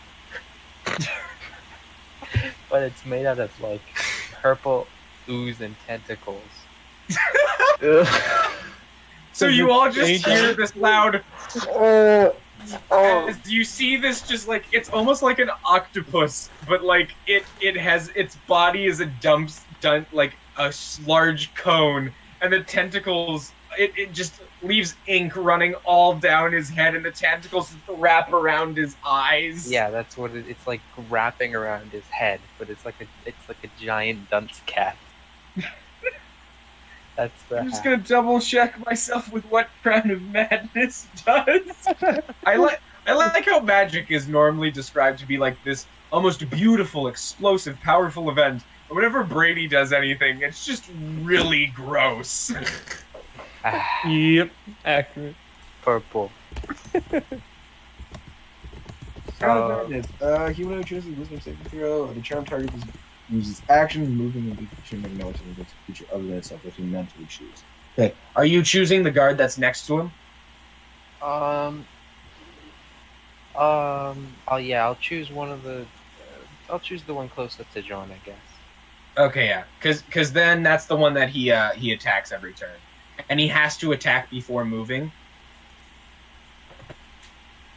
Okay. Yeah, There's a lot of interesting semantics in the Crown of Madness wording. Yeah, he has to attack before he's moving, or if there's no targets near him, or if I choose to not make him attack, then he gets his turn regularly. Okay, got it. So after that, it will actually be the guard that you... Crown of Madness. He's going to turn to the guard that's standing next to him. He's done. And you see the squid that's wrapped itself around him is almost like trying to marionette, like ratatouille his arms and gets it to swing at the guard that's next to Jorn now. And that's a natural 2. So he's going to miss the guard. I roll terribly when I'm rolling for my players, apparently. Why can't I should have rolled for my own. Okay, if you want to roll, I will allow you to roll for it instead. He's I'm my very guy. sorry. I own him. You're controlling him, you may roll the attack. He's my personal property. It gets a +3 to the attack roll. We can use your roll. It's fine. Oh, why did you nat 1? Wow. 3. Okay, yeah, no, I rolled a natural 3 as well. Yeah, no, so he just kind of swings in with the club trying to hit the other guy, but the octopus is not really, like, used to controlling this large of a figure, so it's just taking a moment to try and judder the limbs properly. It's gonna take a moment to figure it out. This guy will be in our party forever now. I just have to make sure I constantly maintain control. Every 10 Isn't minutes. it concentration? It is concentration. Yeah, on every one of my. Don't turns. sleep. Never I sleep. I don't sleep. That's I the will thing. die in 7 days. Oh, because I you chose not to have- sleep so this octopus can stay. I don't sleep. I don't need to sleep. You do sleep. No, he There's has also- aspect of the moon, I'm pretty sure. No, I. There's also the guard that Alistair. you had hexed earlier. Yay. And where's Oh, wait. he? Wasn't he? I am very foolish. Felix was supposed to have gone before these guards. Felix, please take your turn right now. That means I get to roll again. No, it doesn't. Hey guys. The guard that's right in front of me. Hey Yes. everyone, it goes to show how hard it is to read down a list of people in a specific order. You know what, Martin? I'm gonna punch you. I'm gonna leave my house. I'm gonna walk down the So- street. I'm gonna knock on your door. I'm gonna open the door. I'm gonna come up to the room you're in. And I'm gonna punch you. I just want to clarify before I say anything. The guard that's in front of me is damaged. Oh yes, he's damaged. Perfect. I'm using Toll the Dead, which is a cantrip, and I have it. So the Toll the Dead is a 1d8 damage if the creature is undamaged. If the creature is damaged in any way, it's a d12. Okay. I have that. That's a Make a saving 4. throw, yes. I believe so. That's actually. It's a Xanathar's Guide. Hold on. Yep. Give me a sec. It is. Wisdom saving throw. Yeah, you rolled a nat 4. How much necrotic damage is he taking? He is taking 4. Okay. This was one of the few guards who still like didn't take a lot of damage from the fire, so he's still been kind of in it. Well, though he does not die, the second you begin to like force that necrotic energy onto his presence, his health definitely takes a turn very quickly. I'm wondering what his head sounds like. A lot of bells, probably, which is what Toll the Dead is. A bunch of It's bells literally ringing in your just ears. some bells. No, that's Okay. literally what it is. It's just bells dinging all across his mind. Anything else? How close is he to me?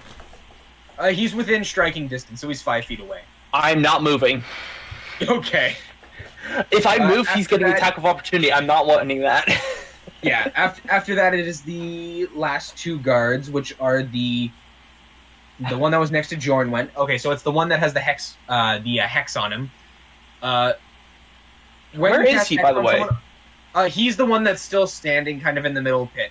He's gonna He's gonna use the dash action, and he's gonna move up towards the burlier guy who's now opening the gate, and they're gonna move together there. The other one is. So that's him. That's him. He already went because he is head. The other one is still on fire, actually. And this was the one that they attempted to hit. That was next to Jorn that attempted to hit. So beginning of his turn, he's ever so slightly holding on. With his last grasp of breath, Jorn, the guard next to you that hasn't got the squid wrapped around his face, is gonna try and hit you in the side. Okay. That's 16 total. My armor class is 16. Okay, then it will hit. It'll hit. So I think it's Yes. something you clarified. So it's meet or exceed that counts. It's meet or exceed hits. Okay. Okay, and that's Pathfinder going works to differently. be... What? Pathfinder works differently if it's the 3.5 version of the game. If you meet the AC, it's actually the defender wins. So I played it both ways. I played it that way for a while, but in 5e Dungeons and Dragons... Yeah, no, I know 5e. Specify it. I have to remember which one it is because I get confused. Yeah. So, Jorn, with that wind up and just kind of the billowing of the club into your chest, you're going to take 4 pieces of bludgeoning damage. Okay. And after that, it is Arena. So how's Jordan looking right now? When we came, Can't hear me. there's an airport in your room. This is what you're complaining about. So you can hear what I'm saying, right? Hardly. It's backing up the plane right now. It's all. You're good. You're good. Keep going. Yeah, you've got a little bit of static, man. going. Keep going. You're good. There, is this better? Much. Oh, yeah, that's much better. Great. It's only going to annoy me a bunch. And the fact that my phone won't stay stable with this. Great. So how Yeah. hurt is Jordan? How hurt is Jorn? You've only released... Huh? I have 18 hit points left of my 27. So he's a little dinged up. You see, like, there's a little bit of blood trickling down his head from his fall. Like, his armor's a little bit compressed in the front, but he doesn't look like... He's not extremely damaged, you know? How far away is he? I should ask this question. You move towards Fartug, so he's probably about 25 to 30 feet away from you. Okay, why not? I'll spend a skill slot on this. I'm bored and I'm not trying command again. I will cast Cure Wounds on him at second level.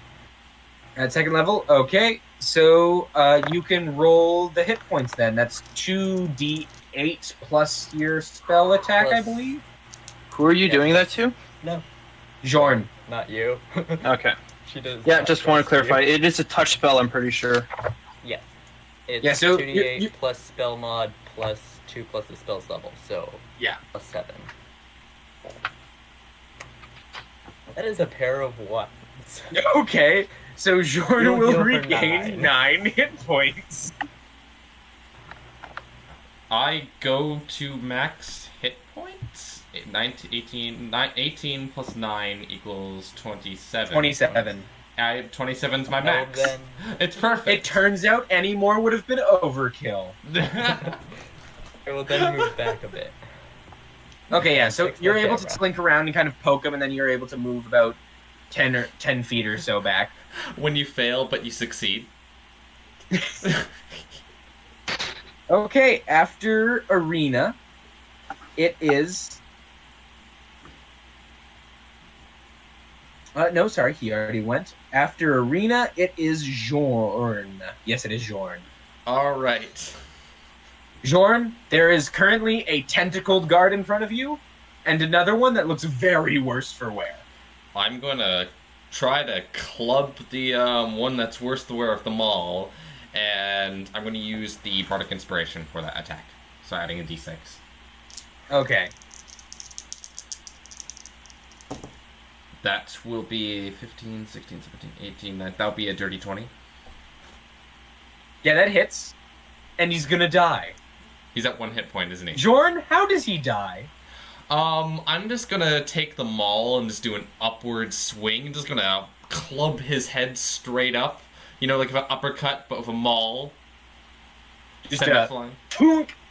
You just kind of thunk him underneath the chin. He lifts maybe like a foot or so off the ground and then slams his body down flat. He is dead.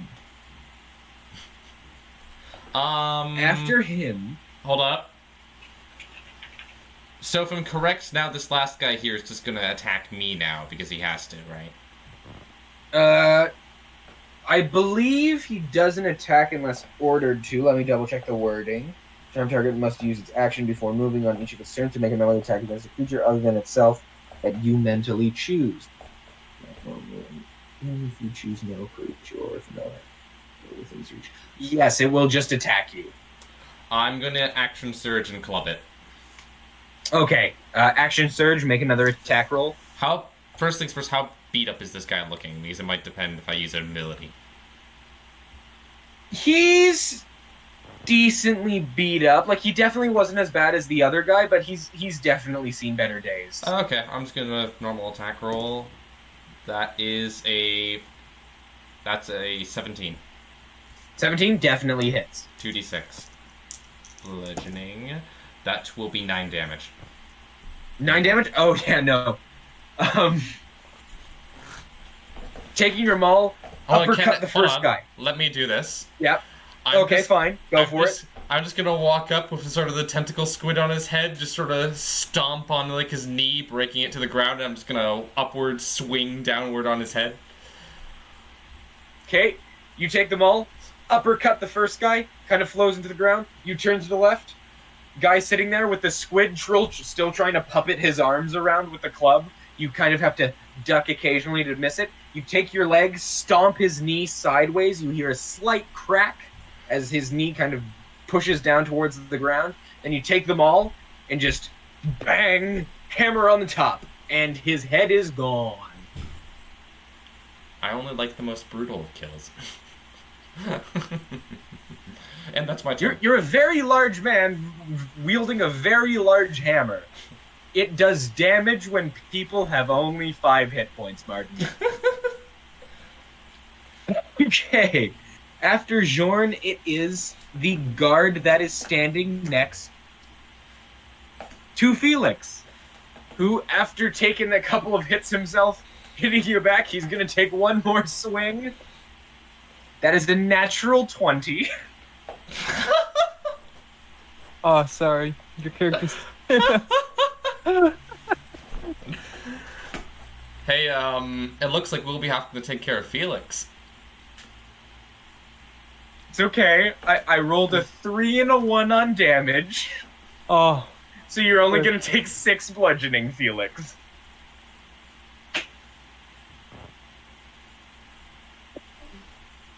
Oh. I cannot hear you.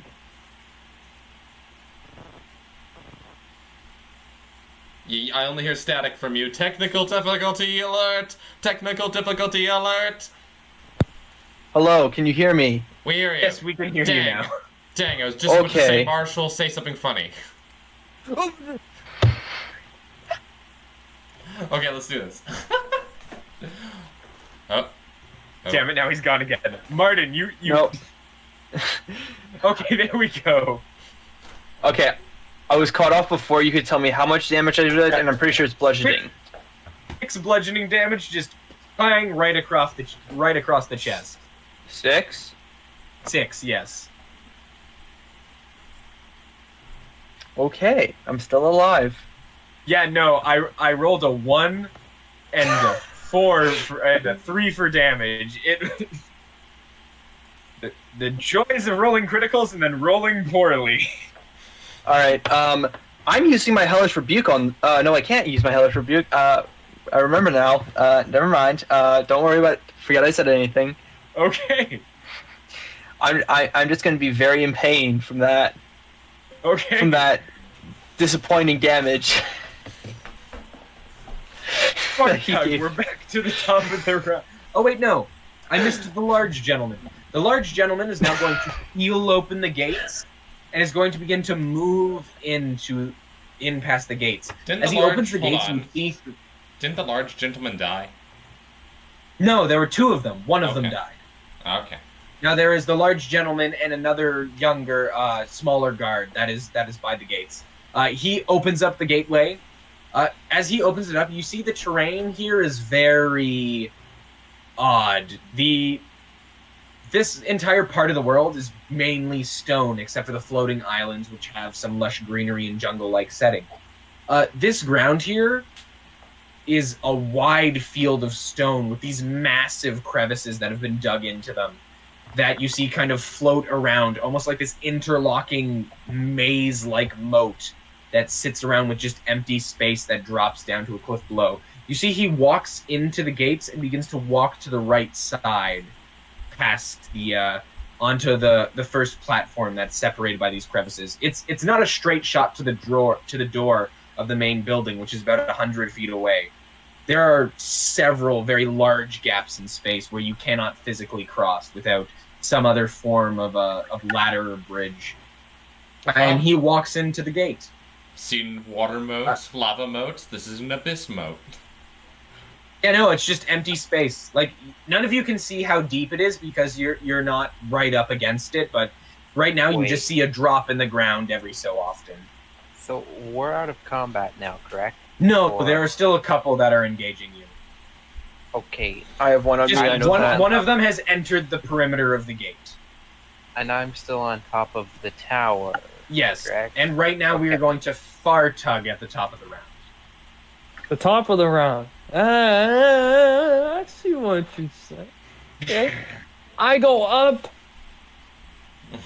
Oh, He ascends! Acrobatics roll. okay. Oh my god, okay. I'm using this dice more. 21.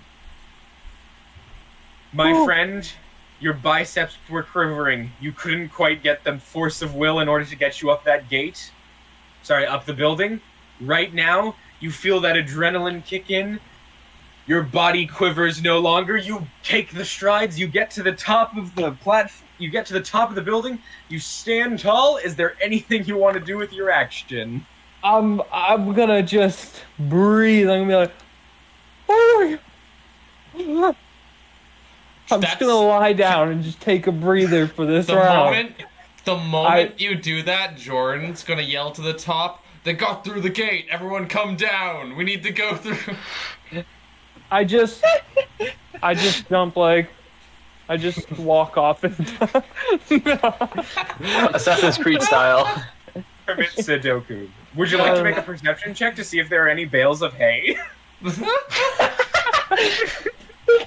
No, I'm just gonna be like, just one more minute, please. Oh, I just lie down. This is no goblin has ever done this before. Yep. Like, between this and getting through the vault, like, I don't think Fartug has ever done this much physical climbing in his life. Like, he's getting the workout of a lifetime. Professor, it's now up to you. You see, Fartug get to the top, take a big deep breath, and then instantly lie down. Like, lie down as in fall off, or lie down? No, lie down on top of the building because he looks out of breath. No. Okay. Clearly the goblin struggled to climb this building and then just proceed to jump off as Jorn told him to earlier. Yeah, In the I'm- original planning Follow phase. order. Okay, so Follow orders. first of all, I'm gonna lose control of my. I don't know if is my.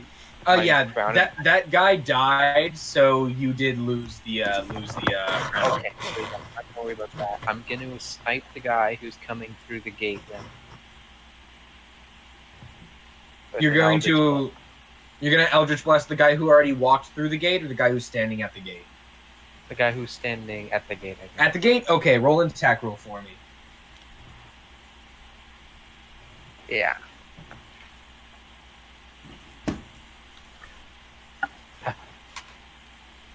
Not 20. Okay, roll for damage. Not 20.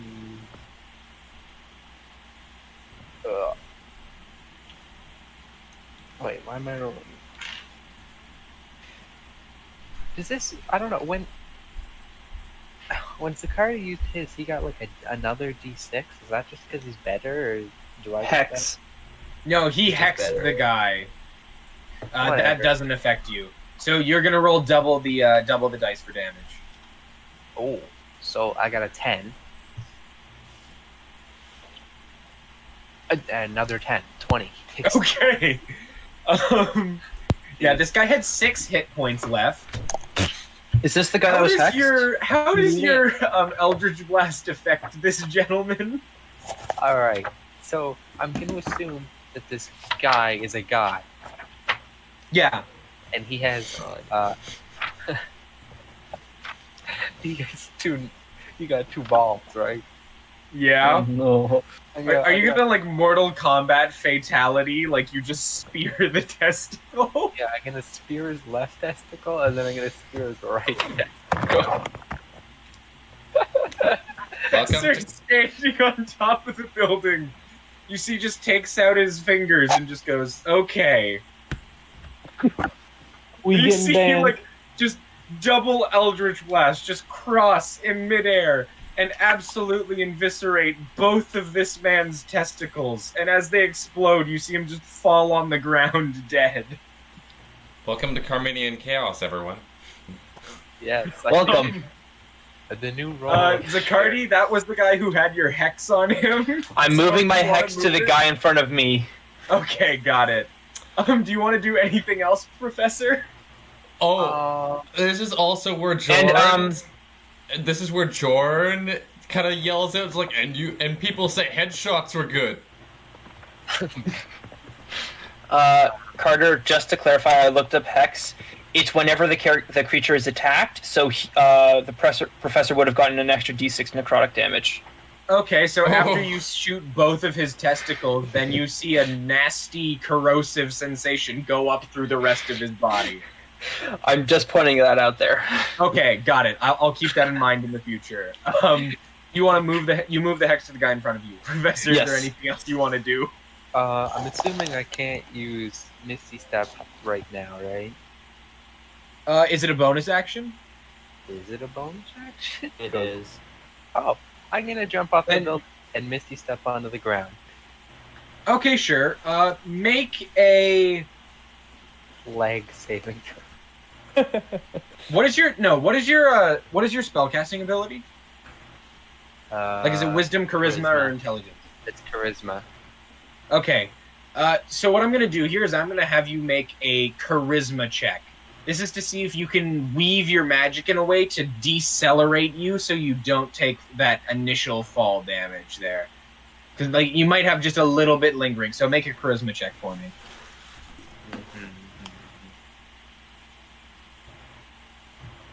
This is a D20, correct? Yes. Okay, 15. Any bonuses? My charisma bonus? I don't know. I rolled a 15. Yeah, and then add your charisma. Okay, so 18. 18 total? Yeah. You looking at Fartug, who's just lying there on the roof, just kind of pop off the roof. You fall for about 30 feet. Then you kind of just... Your body just kind of takes on this almost smoke-like feature, and you float a little bit further down and kind of just pop up, and with a little bit of like a sideways skid, hit the ground in front of the tower. It's not smoke. It's tentacles. Oh. I'm sorry, it's not smoke. You're wrapped in tentacles. Oh. The tentacles float through the air and kind of like a ball of like writhing. That would be in an egg. Sorry, Zakarda, this is Bradey. I get egg. No, I don't think you understand. Brady's a cardi. I don't think you understand. There's a lot of things going on in my mind I can't see on YouTube. Oh my god. Yeah, no, we thought of this. Don't worry. Is it at all related to the posters you had to take down? Yes. Okay, just checking. After the professor... Wait, what? It will... Hold on. God. Bradey needs to see these posters. After the professor, it will be Felix.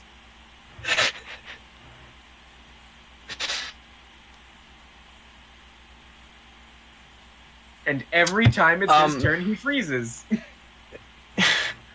Am I still up? Okay, you know, you're good now. Sorry, I was laughing so hard I needed a drink of water. Oh yeah, no, absolutely. Please take your time. I'm so happy that joke landed so well that nobody in our viewership will understand. I know you need to know us to know what's happening. Let's Some people on see. the stream. I don't want to know. We have 3 Probably viewers don't. right now. 3 viewers? Nice. Solid. Okay. Felix, what are you doing this turn? That's probably one of them is probably me. That's how you break Just to the make sure the system? stream's running. I am breaking the system, yes, shut up. Shoot it. I am going to do another Eldritch Blast. You know what? Yeah, Eldritch Blast right through the guy's stomach. I forgot about this already, but you do have disadvantage on ranged attacks because he is within 5 feet of you. And that still hits. It's a 19. Oh yeah, you're good. You're 19. I rolled a 17 and a 14. Okay, roll your D10 plus the D6 necrotic. So D6 necrotic, D10 is...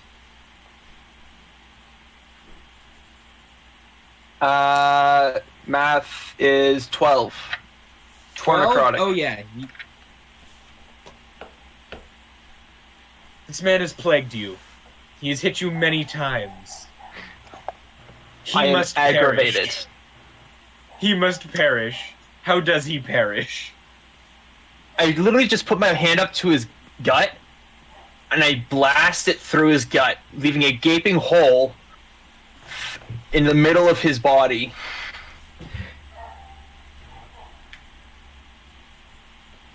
As the hole is punched through, little bits of his spine can be seen kind of splattering out the back like shrapnel, and his body slumps to the ground.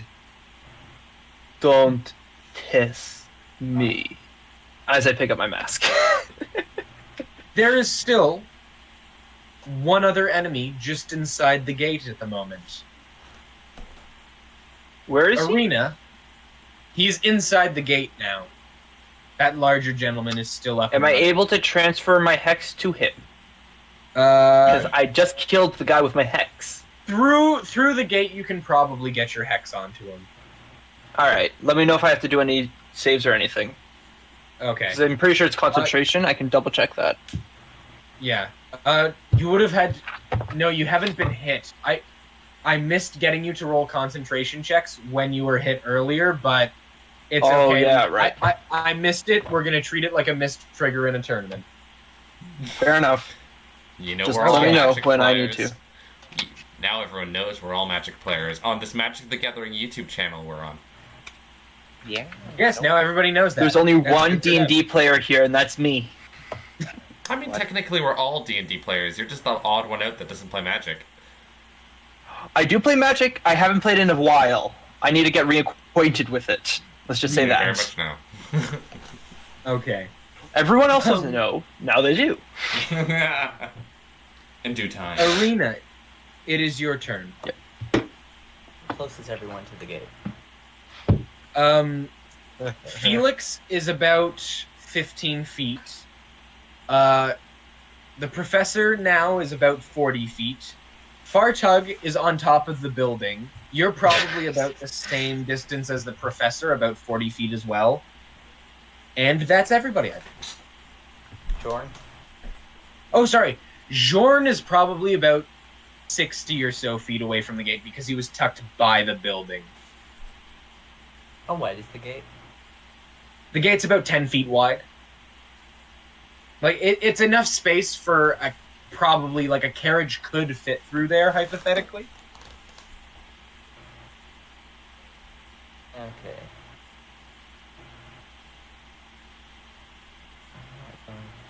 You know what? I'm gonna go through there. Why not? I go to the gate. Okay, you have a walking speed of 40 feet, right? Okay, yeah. You're able to run up and you get to the threshold of the gate. You look to your right and forward. Looking forward, there's about 10 feet of like a stone lip in front of you. And then looking down, there's about a 60-foot drop to a stone floor of this cavern. And then there's about a 45-foot leap between you and the next edge forward. When you look to your side where the the last guard is standing, there's not an insignificant gap. It's still about 10 feet wide, but there's a much shorter gap to the ledge to your right instead. It looks like there's some method to actually getting through this area if you're physically a normal person. Good thing I'm not. Yeah, good thing you're not normal. I'm below average. Can't jump that close. I will cast Command on the guard. Yes. Let's see. Jump. I will remind you, you cannot tell people to commit suicide with command. I know that. I'm not going to tell him to commit suicide or hurt himself in any way. Yes. Command word will be confess. Confess? Yes.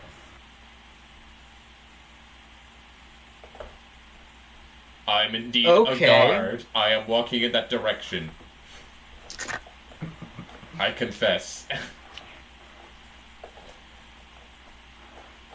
Oh god, you're about to make this guy tell like his darkest personal secrets, like I have consumed several small children. That's free. Not nothing. Yeah. Okay, what's your spell save DC? 13. Not particularly high. He rolled a 12. I'm useful. And then I'm done.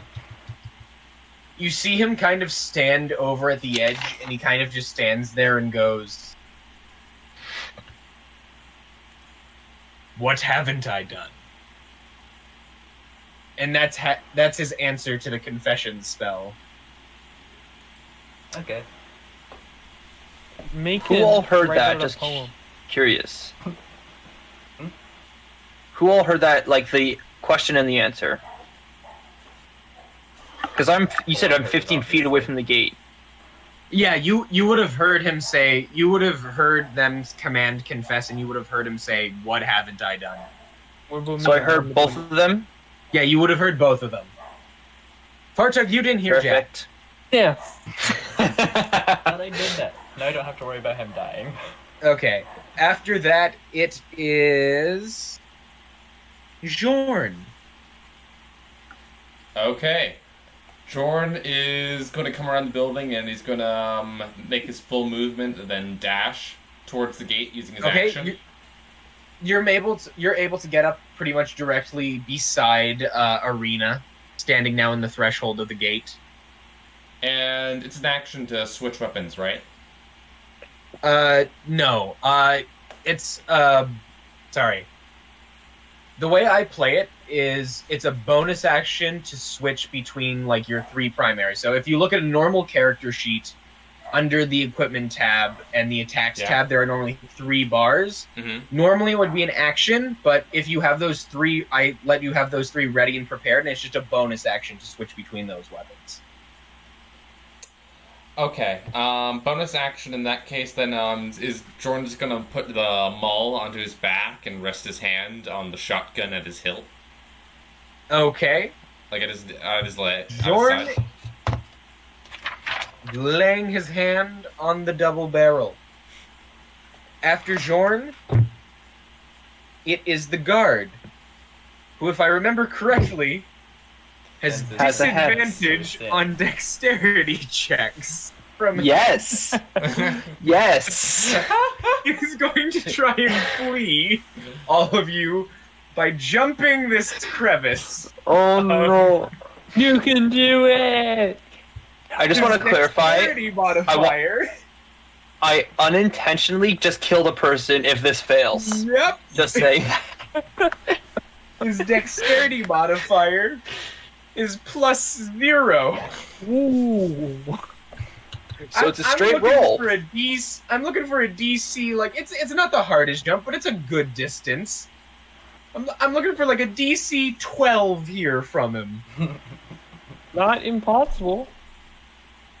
The first roll was a natural 20. Ooh. However, he has disadvantage. That is a natural 1. Yeah, that's the opposite side of right. Okay. The dice gods have spoken. The thing is, I knew exactly that was gonna happen. Stop. He Go. kind of looks terrified back at you.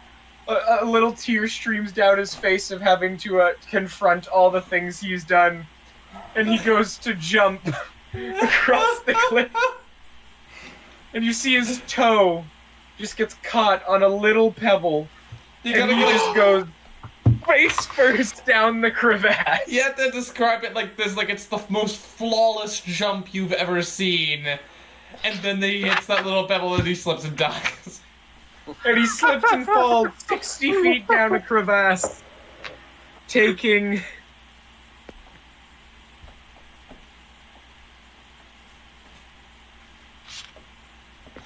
You lie.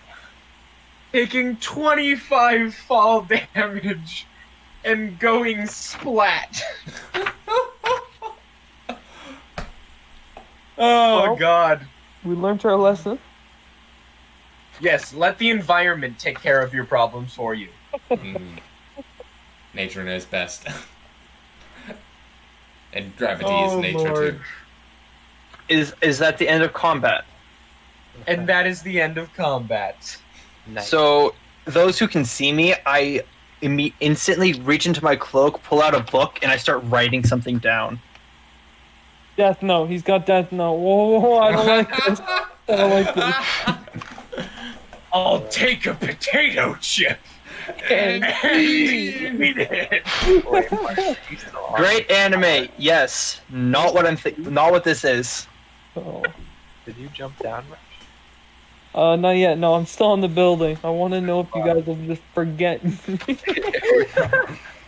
This is where Bartug is just done. He's had enough of the adventurous life. He's just gonna You told stay me on to top of the climb up a building forever. building.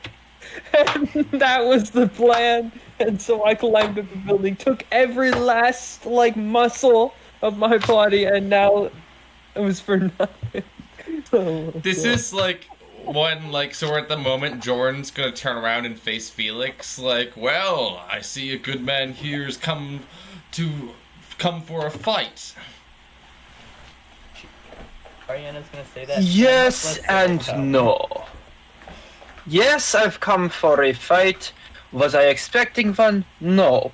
You guys just so happened to get into trouble somehow. Well, considering this situation, I would say trouble is inevitable. Are you with us? That is still yet to be determined.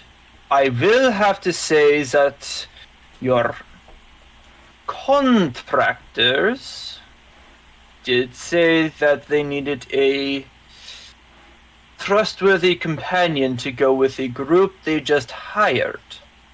Trying not Therefore, to use the word babysitter. therefore, I am here to help you. Though I find myself doing a lot of killing, I have to save some lives in order to counterbalance my karma. Well, I guess you're in the right situation here. We could use some good killers. Killing, yes. Survivors, yes. I don't think we need any more murderers here. Murderer, no. They need a just cause. I was hired to help you. You guys were in a fight, and I could easily see killing was inevitable. So, if I want to lose my contract, I let you die. If I want to keep my contract, I help you kill some guards. I repay for it later. Therefore, I am here, I kill guards. We all end up going to drink soon. Well, I think. Also, I'm just going to point this out here because you would know, Felix. The Bound Court, not necessarily the best of people. Like, even in a town where almost everybody's a criminal, the Bound Court and their men can be especially despicable. So on the moral scale of things, there being I might have to less save of one them person is to deb- counteract. Yeah. Morally, on the scale, you could have a very strong debate for whether killing them is morally right or wrong. I might just say, like, instead of saving 3 people, I'll save 1 person in counteract for the 3. Yeah. 3 of them would equal 1. Small person. I must save a child now. Where's that diseased kid? So we have to make sure we leave one guard alive, so we can just say the mission was 99.9% complete. I don't think any of them are alive. Maybe it's a guy that fell. Because I think I lost my hex. Yeah, no, you definitely lost your hex. If you peer down the crevasse, it's a little difficult to see, but there is a shape that definitely looks like a puddle down there. It is red now. That is problem. Unfortunate accident. Well, I think we all have our intentions clear here. Less chit chat. Let's move in. Agreed. I'm going to go from behind the Artug group. isn't with any of you. You guys have all kind of gathered around the gate. Artug is it takes a moment to notice, but I'm guessing Arena would probably be the one who notices that Fartug is not currently present. I'm not gonna do anything about that. No, I'm not going to do anything about it. I'm going to go storm room into the middle of whatever this place is. Okay. Jorn- Do you guys Jorn- want yeah. to try and like storm across the widest cavern, or do you guys want to kind of go around the tangly moat to try and find the correct path? Let's try and find the correct path. It is safer. Jordan. Okay. Fartug, at any point, do you just kind of get fed up of waiting and climb down the tower, or do you just stay up there? Can I notice them like going in? Can I try and yell at them or something? Yeah, no, you roll over and you see, like, Arena probably would lead the way, kind of begins to start, like, darting across a couple of the caverns. Jorn is Jump gonna that far, but I'll stop. take it. Jorn's gonna kind of stop at the gate, considering that a member of the team's kind of missing, and is like, "Oh, right, the pipsqueak," and he's gonna kind of like walk. This was the plan. You gave me the plan.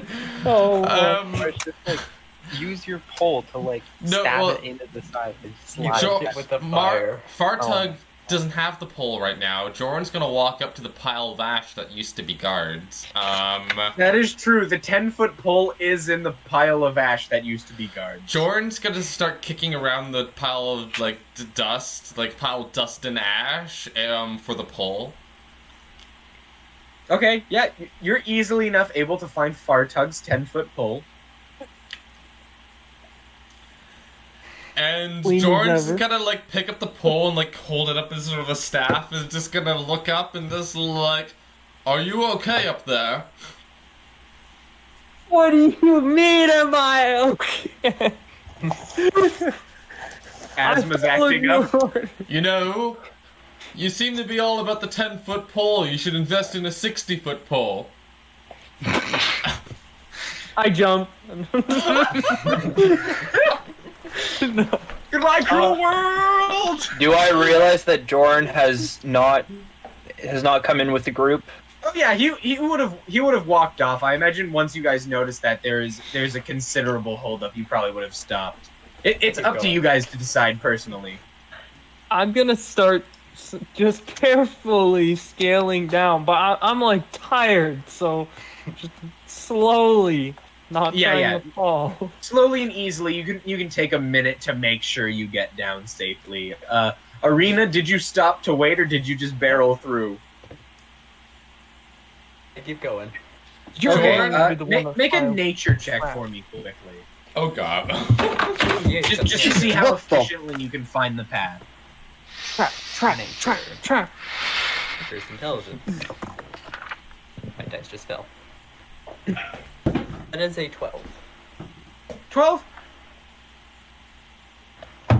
The terrain is designed to be confusing unless you know the specific path. It takes you a little bit of extra time, but you're able to spend maybe 10 or so minutes kind of tracing your steps until you find a congruent path where you're like, okay, here's a 10-foot gap. Okay, then you have to take this 15-foot gap, which is a little bit steeper, so you push through that, and then you're just like, okay, if I move around this side of the building, wrap around the back, and then I come to... And you're able to kind of move through this complex motion. It's almost like putting together a large sliding puzzle in your head to figure out how the paths intersect. But you're able to eventually make your way around the building and end up on the platform by the front door of the building. That works too. I don't have to try. And by the time you make it there, Fartug and Jorn would have definitely made it up to the gates and have probably been starting to make their way through this as well. Of course, Jorn returns the 10-foot pole to Fartug. I put in my 2-foot tall backpack. Okay, Mary Poppins down the 10-foot pole. Can I give them a rope or something to help them get if they were Yeah, to if you just want, try and get you kind of across to here? scouted the pass. If you want, you can kind of make things easier for everybody, so you can get out lengths of rope. Is Felix traveling any different way, any specific way through here? Or are you You just said there's working with the team? I'm going to be following behind the team, noting how they act with each other. So I should get my notebook out. Okay. Yeah, some good notes here. Before I do that, I want to, when Fartug comes down the towers, like, "Are you hurt, little child?" Taller. Mentally, yes. But physically, no. Well, there goes the savior for the day. That's good. Once you realize I'm perfectly fine, you just like run away. No, I just kind of like, all right, and I just kind of like start walking away with my book, and it just I look like I'm reading through my notes.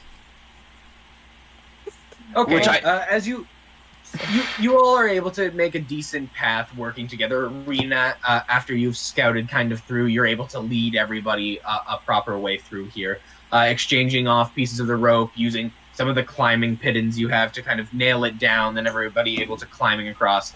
To get all of you through this kind of little labyrinth, it'll probably take around 15, 20-ish minutes altogether. Until you're all able to make your way in front of the large black door that will open up into this building once you open it. While they're going around and such, can I look around and see if I notice anyone watching us or anything? Anyone watching you? Anyone Okay, watching us make or a... any, like, little secrets or anything? Yeah, sure. Make a general perception check. Alrighty. I think I'm good at this.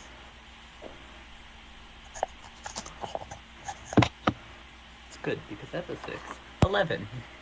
11? There's a 6, right? That's a 6. Yeah, 11. Yeah. You don't notice anybody in particular watching you. A couple times when you're moving over the crevices, you kind of look down into the bottom, and you swear you see there's a little bit of like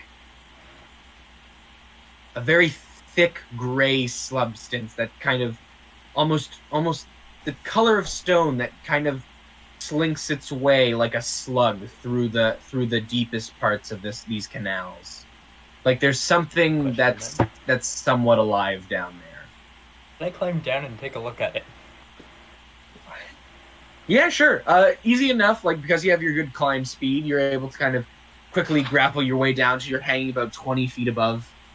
I need to check something. Oh no. That's good. Surprise! This trench didn't disappear anyway. It's a Tarrasque. Oh god. You hear a large The world and stuff, and I don't the think whole it- ground begins to shake.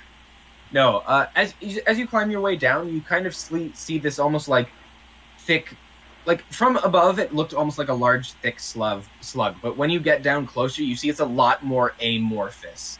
There are occasionally just parts of this almost like gray liquid that kind of stick out and stick to a part of the rock and then pull it forward, kind of dragging it along.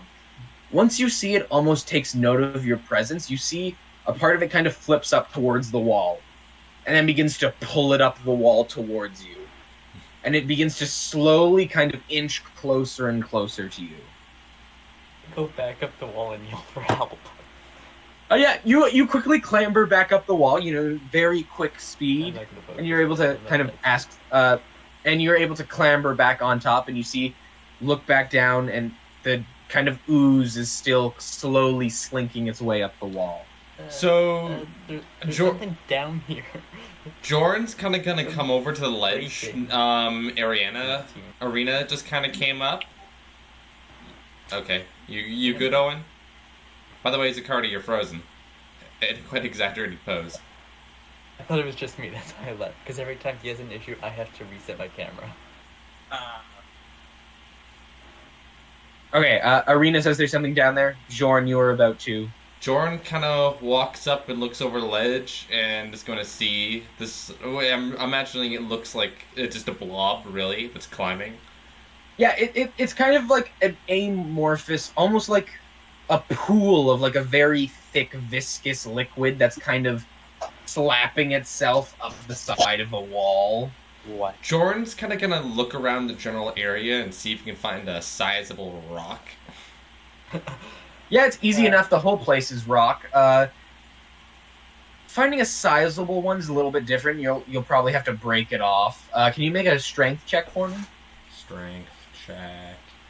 When he's done that, can I hand Jorn one of the platinum rings? Yeah. Jorn's kind of like, Uh, And I believe that...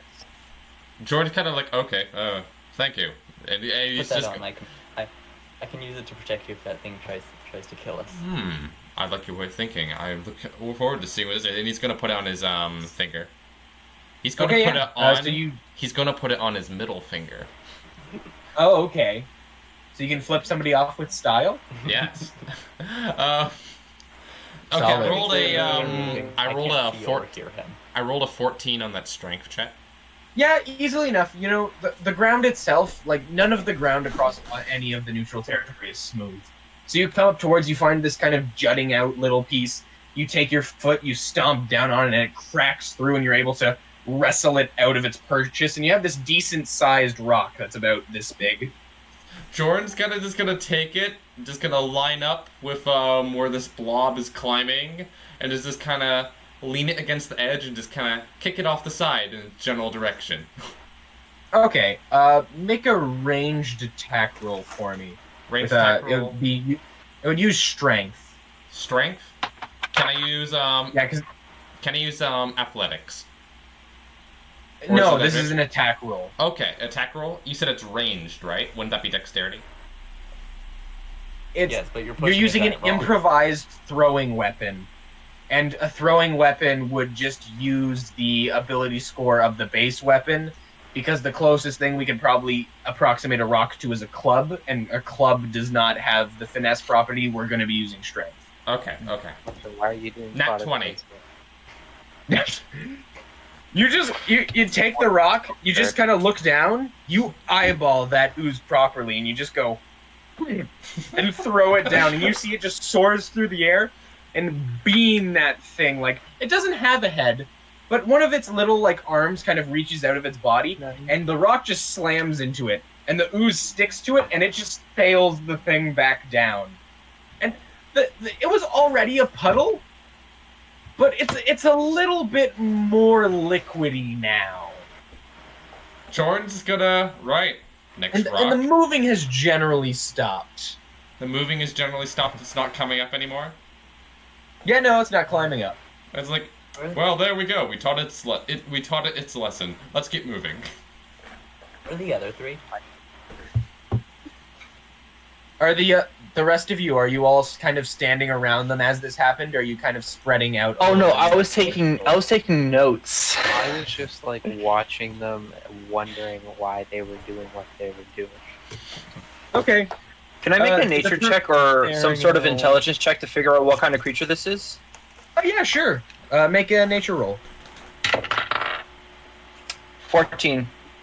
14? This is a little bit more of a common creature, especially where there is a lot of rocky terrain. This is what's known colloquially as an ooze. They're just kind of an amorphous creature that kind of almost acts like a single-celled organism, where its only basic function is to reproduce and consume. It's they specifically like oozes typically are separated by their color. This is one of the lowest forms. This is a gray ooze. There we go. I see him now. It's in the I same would family as recommend we do not Blue. antagonize it. I recommend we don't antagonize this thing, and we just let it be. I would agree. It's been taken care of well enough. Let's move in. That's when Jorn's okay, gonna stick come with up to the okay. big door and try to push on it. Push on it, yeah. There's a door handle on it, and you're able to turn it, and you feel the door open in front of you.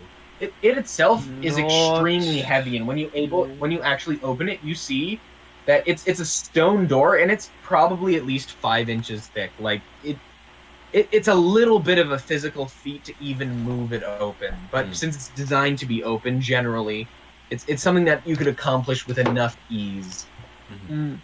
I say we let Arena open the next door and I see what opened the door. happens. I'm taking that. I opened Just, the door. I mean, she seems competent. Yeah. So you both open up I'm this good at door, doing and this. you see this circular room that's about. It's a semicircle. Sorry. Forwards, there's about a 40-foot walkway to another large black door, and you see in this domed area there are 4 slits in the wall looking in towards you. And as you open the door, you kind of hear a grunt come from behind the wall, and then a little bit of movement. And you hear somebody shout from inside, "Who are you and what is your business here?"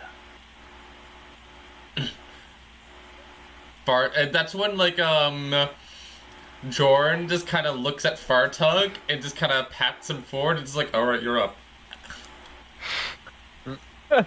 Okay. Carter, I assume locate objects long since faded now. Oh yeah, that faded when you got to the actual outskirts of the building. So you know it's somewhere inside this building, but you can't pinpoint where Okay. unless you cast it again. I got my sheet of paper and my my ink pen. I'm gonna pull it out, Yeah. right? I'm gonna Fountain just pen, pretend like sheet of I'm paper. writing something. I'm like, I don't even acknowledge them. I'm like, I'm just writing down something. I'm like, oh, yes. Says here we need to access this room for the inspection. Are you? Weren't you aware that there's an inspection going on at this moment in time? Like, Make a deception check. Clearly. 14 plus deception, you said? Yep. Plus 6. Okay, so a natural 20. Oh god. Okay. I'm still aware of the inspection right now. I'm gonna write this that's- I down. would still like to mention that my character is still writing notes. Yeah, Just see, nervously in his journal, documenting everything he sees. You see, Well, it's more or less he has 4 pages that he continuously flips through and writes on. okay, got it. It's like the first couple pages that he continuously writes on, and he keeps on flipping back and After- forth between them.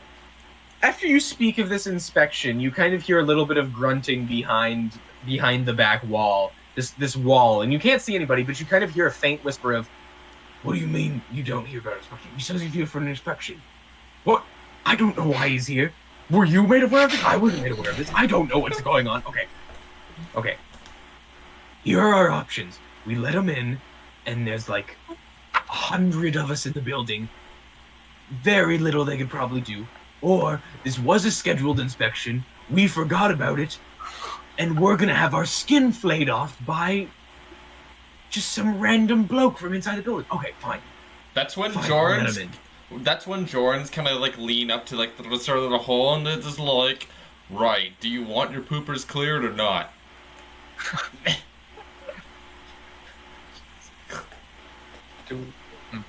They kind of look back out the window and just be like, they look back out through the little slit in the wall. Like, I say it's a little slit, like it's maybe an inch wide, and it kind of has this a almost like a 3-dimensional trapezoid, like a form of pyramid that kind of comes in towards it, a rectangular pyramid that comes in towards this inch-long slit. And looking out, kind of just with one eye, they just go, "Close the door on your way in," and they kind of, with their Yes. voices, gesture for you to come in. It What works. kind of- inspection is this for? For your plumbing, obviously. I mean, For your Do we plumbing even have security, internal which plumbing? is We do have obviously internal plumbing? important. Carter, can I use minor illusion to make it look like my staff is a plunger? Oh yeah, absolutely. good. This young, These are the details that sell the story. Oh dear, I'm going to have my hands full. that's what Jorn. Just like this is our assistant here. I've imagined you have a place where you're taking dump. We've been told they're very clogged right now. Okay, You have a fine. lot to work with your You security. go around and you show them to the bathroom then. Sorry, someone said my name? Oh yeah, you're gonna have a lot of things you need to work with. You have no idea. I'm just saying this now. This is like average for me. Alright, walk with my plunger into the building. This is average. I'm just trying to play in character. You guys hear a little bit of scuffing kind of behind the wall, and after a little bit you hear a click as you see the second set of doors opens. And you see there's a gentleman there wearing the same dark robes, chain across his back, but you see this one is equipped with a loaded crossbow. And he kind of looks towards you and goes, "Okay, come in for your inspection then." It'll only be a couple of minutes. Don't worry. Don't worry. As he Minutes? gestures Are you in- serious? Are you saying that Minutes. to the guard or to? No, I'm somebody saying that to who- Fartug. I'm saying that to Fartug.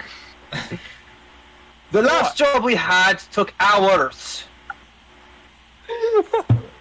Sure, I mean, could be backed up to like 40 kilometers from here. I mean, What my colleague is trying to say is we will try and be done in a couple of minutes, but it might take a little longer depending on how clogged your business area is. That's when Jorn kind of nudges at Arena. It's like, we have also been informed of a private, as he just looks at a blank sheet of paper, we've been informed of a private quarters regarding this for inspection.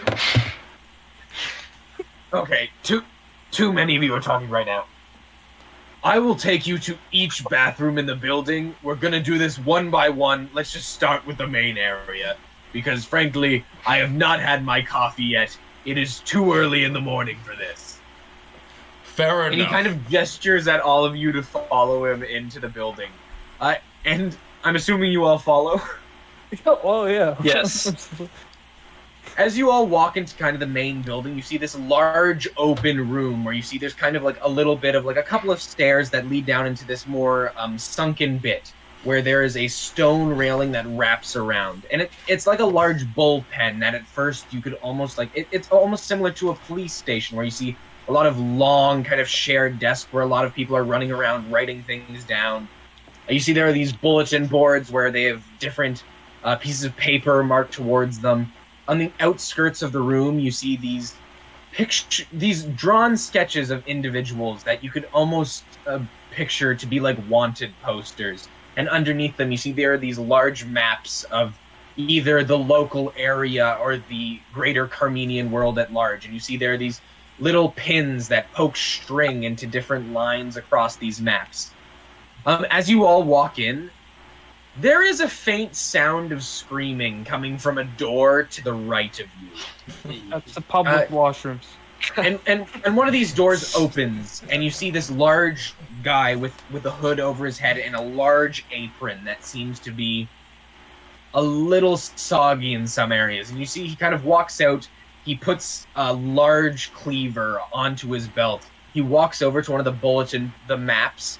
He adds a pin, and you see him grab a piece of thread to wrap around the other pin and move it towards. And you see as he puts that mark on the page, a bunch of people walk over, start taking notes, taking down items around the map, and then you see a couple people they kind of give a nod to who end up leaving the room and the building altogether. This is a very busy, very bustling room. There's a lot of foot traffic. And as these people begin to move around the room, the guard who's guiding you kind of gestures at you to follow him down deeper into the room, and you all begin heading towards the door that large gentleman with the apron came out of. This is when, like, Jorn is, like, one of you is, like, a Warlock trait lets you, like, speak to, like, each other's minds. I have 2 of them. I think speak into minds is a great old one trait. The professor. I have 2 of them. I think. I have 2 of them. Why would you? Oh yeah, you're a Calistar. Yeah, I'm a Calistar, and I have the great old one. Okay, yeah, so he has both. He has both. I have 2. What is that? that's Just just like what sort you of like an do. echo? Like, Yeah, I can that's when, like, Jorn kind of, like, takes a moment as there's kind of, it's gonna, like, whisper in, like, the professor's ears, like, right, like, here's the plan. I just want you to fill it in to the rest of the team here. We're just gonna do this job, and we're gonna be... Just to clarify, in the wording of Awakened Mind, I'm pretty sure it means Bradey can speak to you, but I don't think you can talk No, back. yeah, I'm speaking to Bradey right now with the intention that he's gonna pass the message to the rest of the groups, like, secretly, quietly, like, with his abilities. Okay. And Jordan's kind of gonna, like, whisper in his ear, like, just like, right, we're just gonna do the job in, like, clearly worded italics. And they're gonna, like, and we're just gonna be expecting a very specific payment of a book we've been told about. Okay. What was that? I couldn't hear you over. Owen's fan. Okay, Owen, mute yourself. That's when, like, Jorn's gonna, like, whisper in the professor's beard, or, like, whisper into his beard. Professor's ear, and just kind of like whispers like, right, okay, you know what? We're just gonna like pretend to do this job, and then we're gonna ask for a specific payment, which may or may not be a very specific book we were looking for. Yes. Alright, I'm gonna set up a psychic conference call with the gang and tell them all You phone who dis? the one-way psychic conference call. It's actually a two-way if you use an action as your Kalistar mind link. Well, I don't need to. I just need to tell them. That Yeah, I'm just letting you know. That's helpful. I didn't know that. So as an action up to an hour, you can use telepathy to talk with us, and we can talk back to you with telepathy. Do you want to do that? So, But that's your Kalistar. Alright, yeah, no, I'm gonna make it so everyone can speak to each other telepathically for an hour, I guess. Alrighty, sick. So here's the game plan. We're just gonna do this job, and then we're gonna be told about a very specific book. We were expecting for payment.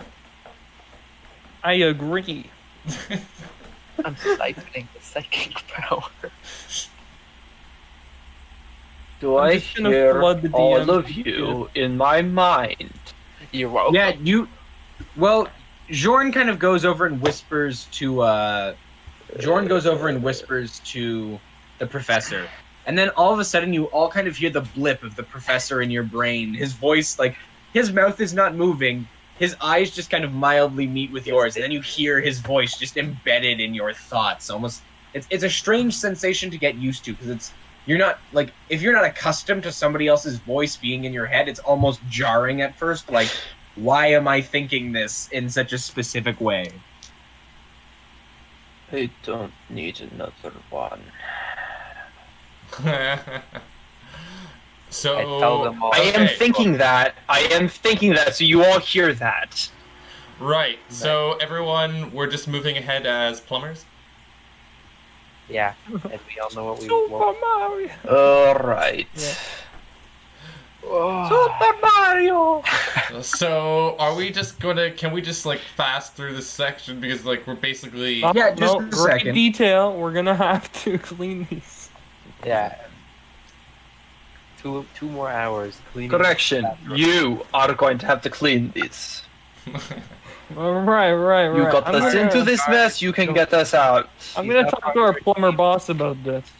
Yeah. Okay. Which is Sorry, I nice. just have to double check some information in my notes about this place. We don't. Sure thing.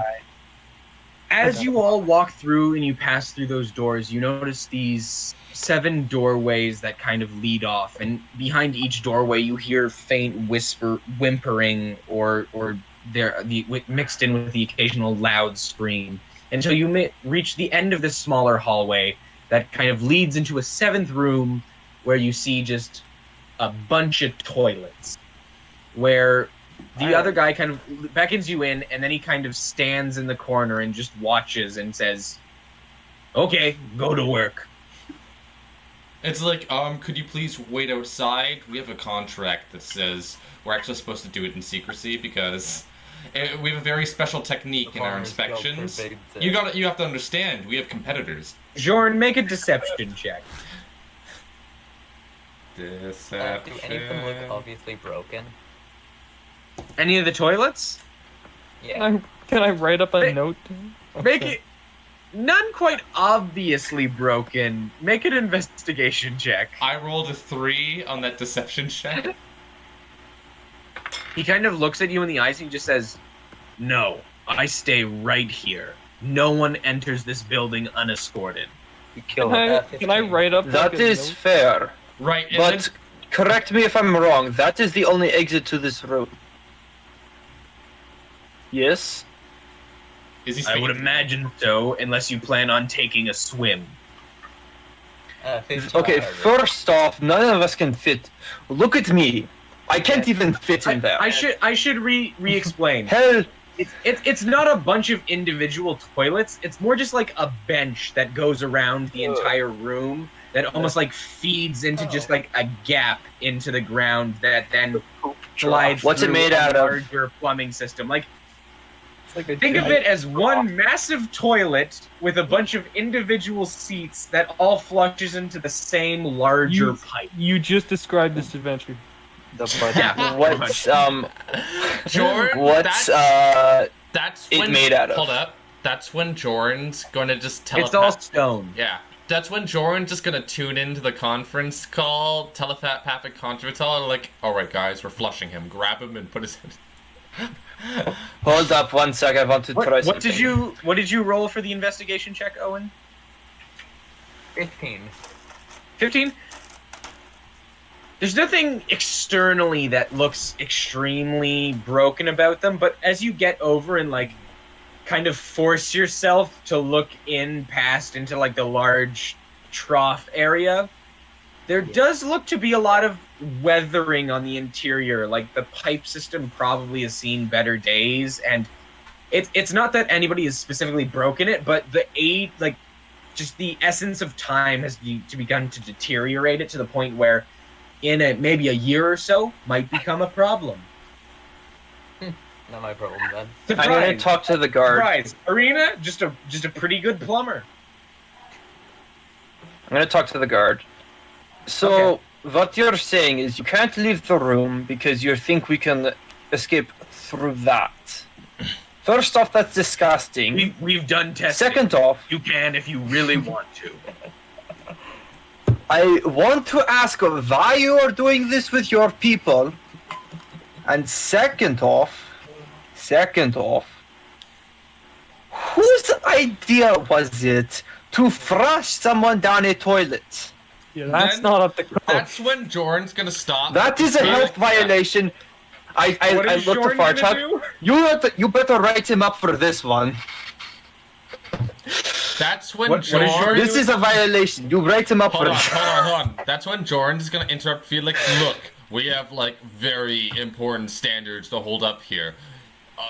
That's when he's going to take his maul and proceed to smash one of the toilets.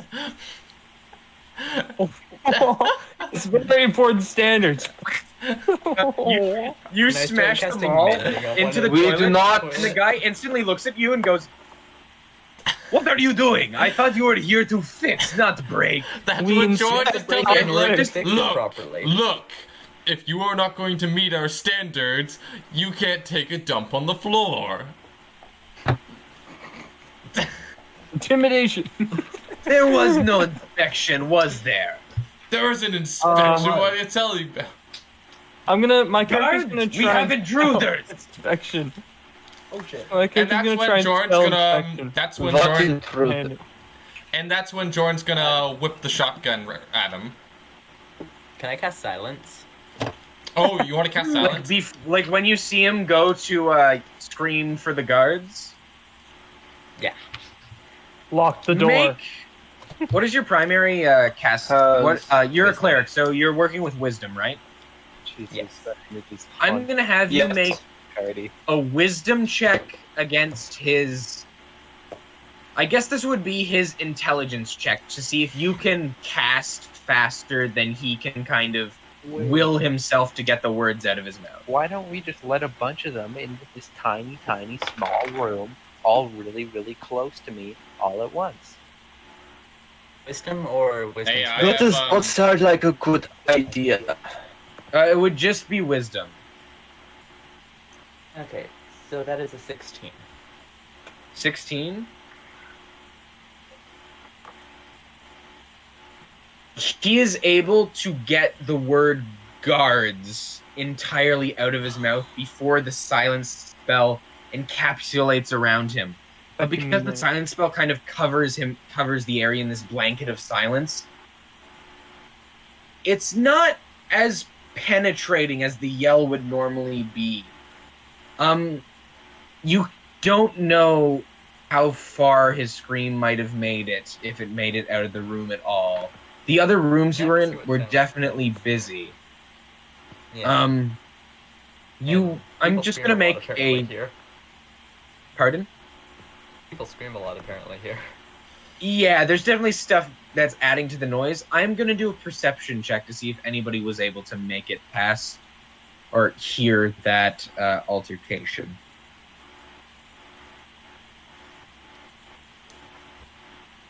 As the silence kind of takes over top of him, Jorn, you said you were whipping out the shotgun. Are you firing at him? Yeah, I'm whipping out the shotgun, and I'm going to... yeah, so you can't... Irina cast the silent spell first. Yes. Shotgun is This silent. would all kind of be happening simultaneously. So he goes to yell, you pull out the shotgun, Irina casts silence. Kind of all happens in the same moment. Are you firing in that moment? I'm going to fire both barrels. Okay, both barrels. Roll to attack then. There's the last one. So, 1, 2, 3, 4, 5. So that's plus 5. Silence is an area of effect, right? Yeah. Okay. Give me a second. I can Good. give you the area. I just have a calm emotions. No? Gone. Might be good if you could cast spells in silence. Yeah, I'll make my. yeah. Sphere. Any spell with a verb component is now useless. Yeah, So- anything with a verbal component can't be cast. That'll be 13. Which is most spells. 13?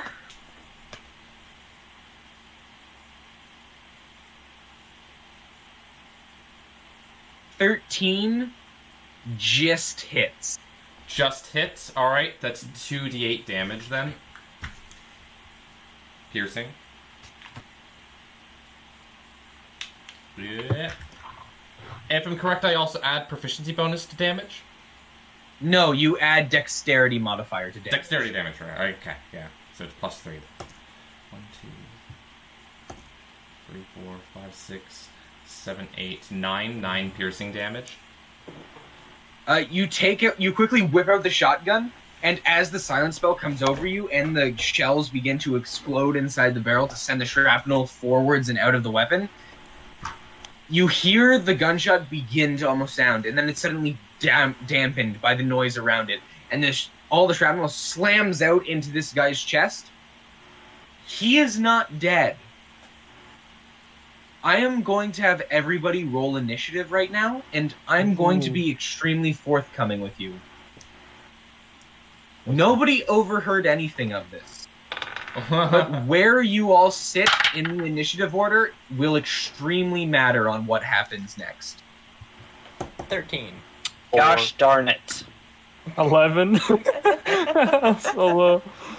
11! 5. Oh. We're screwed. Is he the guardian now? Who said 11? I think 11 was the highest. I got 11. 11. Did anybody roll an initiative higher than 14? No. No. No. Brad? 4. As you see the shrapnel splatter across his chest and you take a moment winded to go, you see he grabs the door and opens it and stumbles into the hallway ahead of him, still no noise moving past the room around you. You do not know how far into the room that the silent spell will actually last. Sorry. The room is about, you would know. Silence is a radius of 20 feet or Yes. 20 foot 20 diameter. feet? Okay. You see his mouth begin to move as he begins to hobble down the hallway. Actually, somebody probably got an attack of opportunity when you left the threatened area. Martin, that's you wouldn't Martin. have been able... Oh. Did anybody have a weapon drawn besides Martin? Bradey. He's got the plunger. No. Oh yeah, I've got the plunger. It is a staff, right? Underneath the I plunger? really should have taken War. Should have taken Warcaster. Damn it. Go Brady. Brady? Go. He opens the door and goes to run away from the group of you. Make an attack roll. Decker cane him. Do I have to use the staff? I mean, technically, if I have the staff ready, I should be able to cast spells since it's my spell casting weapon. Silence. Yes, If you have your but you can't Warcaster, use if you have spell- Warcaster, you can do it. You I heard can't Nothing. cast spells as you can't use attack spells as an attack of opportunity unless you have a specific feat. So you would have to use a physical attack. Alright, I'm gonna reach my staff out as far as it can go. Sadly, it's not 10 feet, but I'm gonna try and like jab him in the back with the plunger, like stick it to his back. Fuck him back. I will say the minor illusion doesn't have a physical form, so you can jab him with the plunger, but the physical plunger won't actually hit him, just the staff will. It would have been hilarious though. These guys seen if anyone saw it, just see like the guy trying to stumble out of the room, a plunger come out and just pull him back in. That would have been hilarious. Don't Get over here. Alright, yeah, You I'm need just a gonna plunger. poke him in the back as hard as I can with the Okay, roll to attack. I just gotta stab my phone really quick. Come on, Brady. Come on, Brady. We can't let him leave. It doesn't hit, I can guarantee you that much. Oh, 9. Oh my god. I'm just gonna let you all know 9, where... unfortunately. I just touch him in the back and he gets 9, unfortunately, does not hit. I'm just As gonna you point take out, out this... Carter, before you proceed, I'm just gonna point out we're 3 hours and 18 minutes in. True. 3 hours? Didn't we start at 7? Yeah, it's Oh, 9:45 right That's now. only... Yeah, that's 2 hours and 45 minutes. 2 hours. 8, 9. and Yeah, that's 2 hours and 45 minutes. Yeah, Okay, but I'm getting to an ending right now. Okay, for some reason the stream says 3. Oh, it's probably because when I hooked up the stream software. Yeah. Brady, as you take out your plunger, you bring it forward to try and stab him with the suction cup on the end. Okay. His body falling out the door just barely misses. As it takes purchase over top of him as he stumbles forward. You see his mouth screaming at the top of his lungs for the rest of the people in the building. Fruitlessly, as he screams and screams, until he passes over the threshold for the silent spell. And you just hear piercing throughout the air. Guards! Intruders! As he coughs up some blood left there by Jorn's shotgun blast. And that is where we are going to leave it for today. Because unfortunately, as Martin interrupted me to say, we are unfortunately out of time. Mm-hmm. Wow. Well, good session. So we're Fun session. Oh yeah. So we're pausing at the guys running out with the wounded from the shotgun blast. Yeah, he's running out, he is screamed, and that noise is heard throughout the building. Ah, it's gonna be another combat encounter next session. Alright, everyone, thank you for watching. Carter, any Okay. comments? No, before we pass on, I'd just like to remind you that you don't need to enact in any combat encounter. I'm going to say, when you walked into that first room, you saw 50, 55 people just in that one room. Ah. You don't need to fight. You don't need to stand and fight every battle. Sometimes fleeing is the correct choice. There is always the stealth option. There's also the fact that I still have 3 alchemist files. Oh. That is also a valid solution, but a very dangerous solution, No. considering we are in the building. It is made entirely of stone, but Still, I'll just leave that information for the 5 of you to ponder.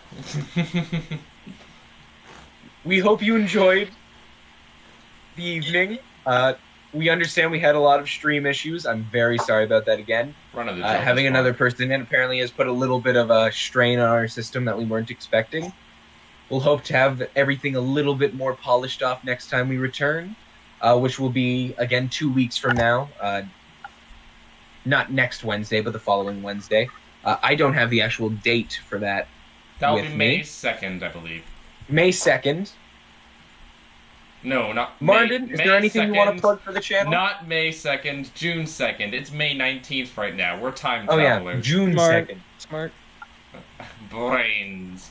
Anything I would like to add? Well, you were speaking to me, right? I wasn't paying attention. Oh. Yeah. Is there anything you want to plug for the channel before we go? Of course.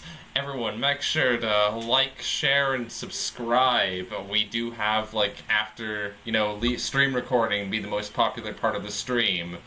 Make sure to visit our partner game store, Phoenix Games and Hobbies, if you're a local to the Kitchener Waterloo area, to get, well, the D&D books you need to run your own campaign or just play in another English. Anything else? Anyone else like that? Anything I may have missed?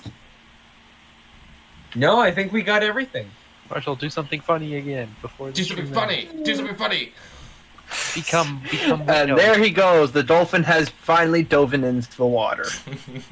Get him out of here now. Okay. Everyone, Thank you for having me, please have a good everybody. night. Well, anyways, Bye. everyone, Bye-bye. have a good night. Thanks for watching.